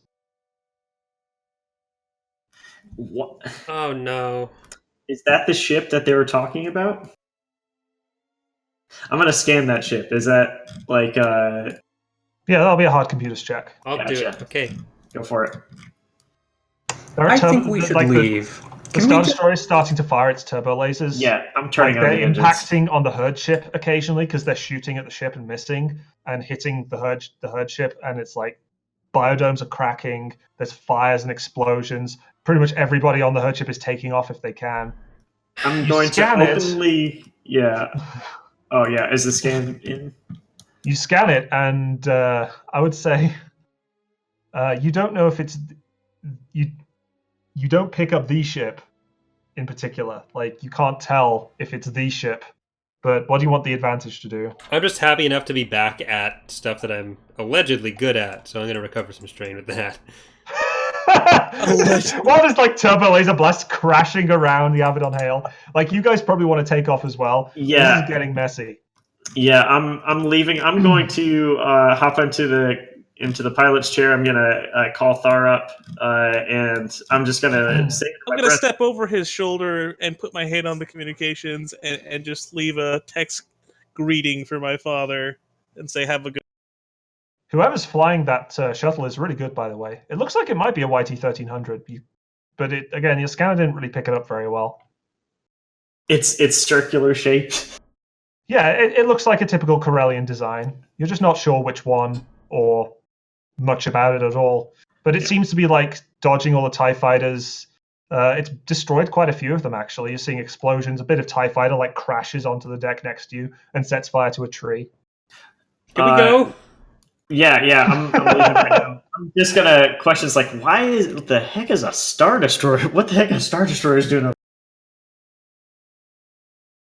Like, this is dwarfing the herd ship. It's just possibly one of the most terrifying things you've seen. Guys, this is know one of the what? scariest Actually, things Take a I've sip of seen. my coffee and smile. You know what? Can everyone except Tharr make an average fear check? Because it's a Star Destroyer? Okay, yeah. No, Because a Star that's good. Destroyer's just dropped off right above you, and there's TIE fighters everywhere, and explosions and fire. Is there You guys something- aren't really used to this. This isn't really in your wheelhouse. You weren't here to join the rebels. You were just here to drop off this guy. Is there something with leadership to help mitigate that role? I believe so, yes. But it's basically, if people fail their fear checks, you can do leadership to help them. Ah, gotcha. Okay, I'm gonna do So average fear check, which is your discipline. discipline. Okay. Which, weirdly enough, Vuz is probably is one of the best. Which I'd like to imagine is him being completely unfazed, just not really. One advantage. So technically, you fail the fear check. It's scary, but you're not like completely incapacitated. I Is recover. the robot scared? We'll see. Yeah, you take a strain. I'm gently quivering. You're concerned that you might shut down at this site, or that you might be shut down. That was not me. Who was that? That was That was Vernon that just rolled. Okay, so whose results are whose here? It was Waldron So that got the threat. I got a threat. So Walden. Oh, so technically, the only one who actually succeeded in the fear check was Vernon. Vernon's the only one who isn't afraid. He's a Staring droid. in his face. This is great. The other two of you who failed your fear checks will have to add a setback to any check you make in the next few minutes, depending on what happens. You probably want to leave really soon, though, and Yeah. you're going to have to make a piloting check to dodge all this turbo laser fire and TIE fighters and everything that's happening right now. Okay. So I'm going to say that's like, how fast are you planning to fly through this difficult terrain? Well, let's see here. How far are we away from exiting the ship? And basically being able to get, so you're kind of like the platform you're on is open. You're kind of in the atmosphere of Ethor, and like the Star Destroyer is just barely in the atmosphere, and so you just have to get out of the gravity well of the planet, which I'll allow like one or two piloting, basically just one piloting check, depending on how fast you're going. So I would say you need to be going speed 2 to get out in one piloting check. Okay. We can go speed 2. That's a setback Okay, as well, so correct? that is your so God, I'll remember these darn rules. So yeah, so it's your silhouette. So you're going speed 2, so that's 2 difficulty plus half your silhouette rounded up. So up is the upgrade, so it's against 2 red. With a setback, of course, yes. Mm-hmm. Okay. I'm going to flip fun. a destiny for this. Of course you can. I'm not going to stop you.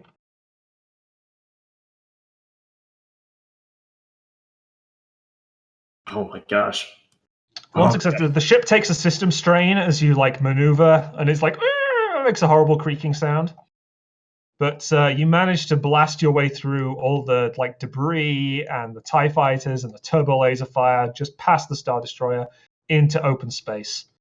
You know, as you look back behind you, you can see all the like everyone else trying to do the same. Some people getting hit, colliding with TIE fighters. Some people getting hit by stray turbo laser fire. It is a mess.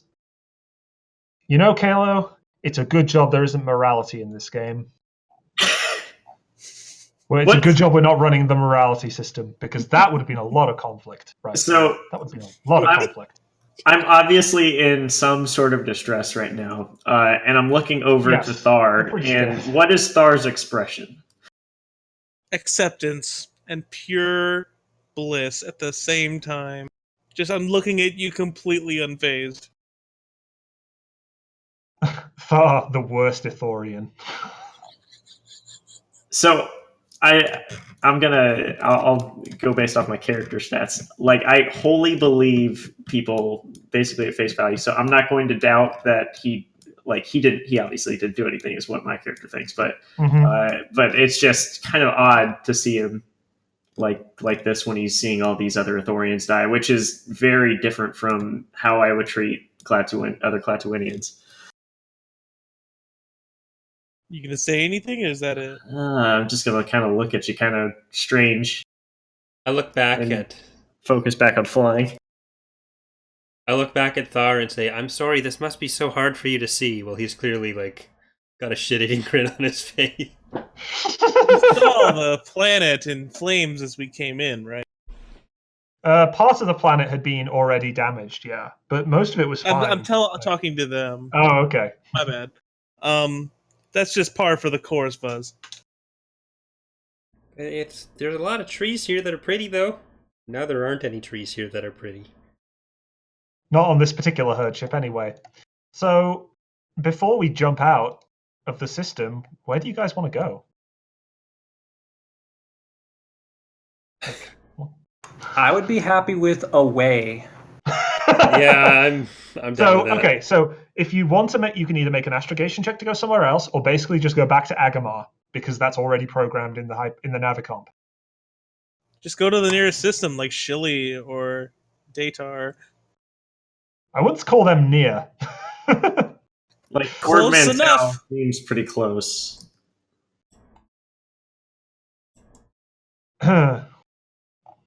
Do we want to hop over there real quick just to kind of recuperate? So where's the plan? Where are you planning on going? Well, we knew there were rebels at Agamar before, so there's probably not a huge Imperial presence, and if we want to... I don't want to get in between a Star Destroyer and a Nebulon B.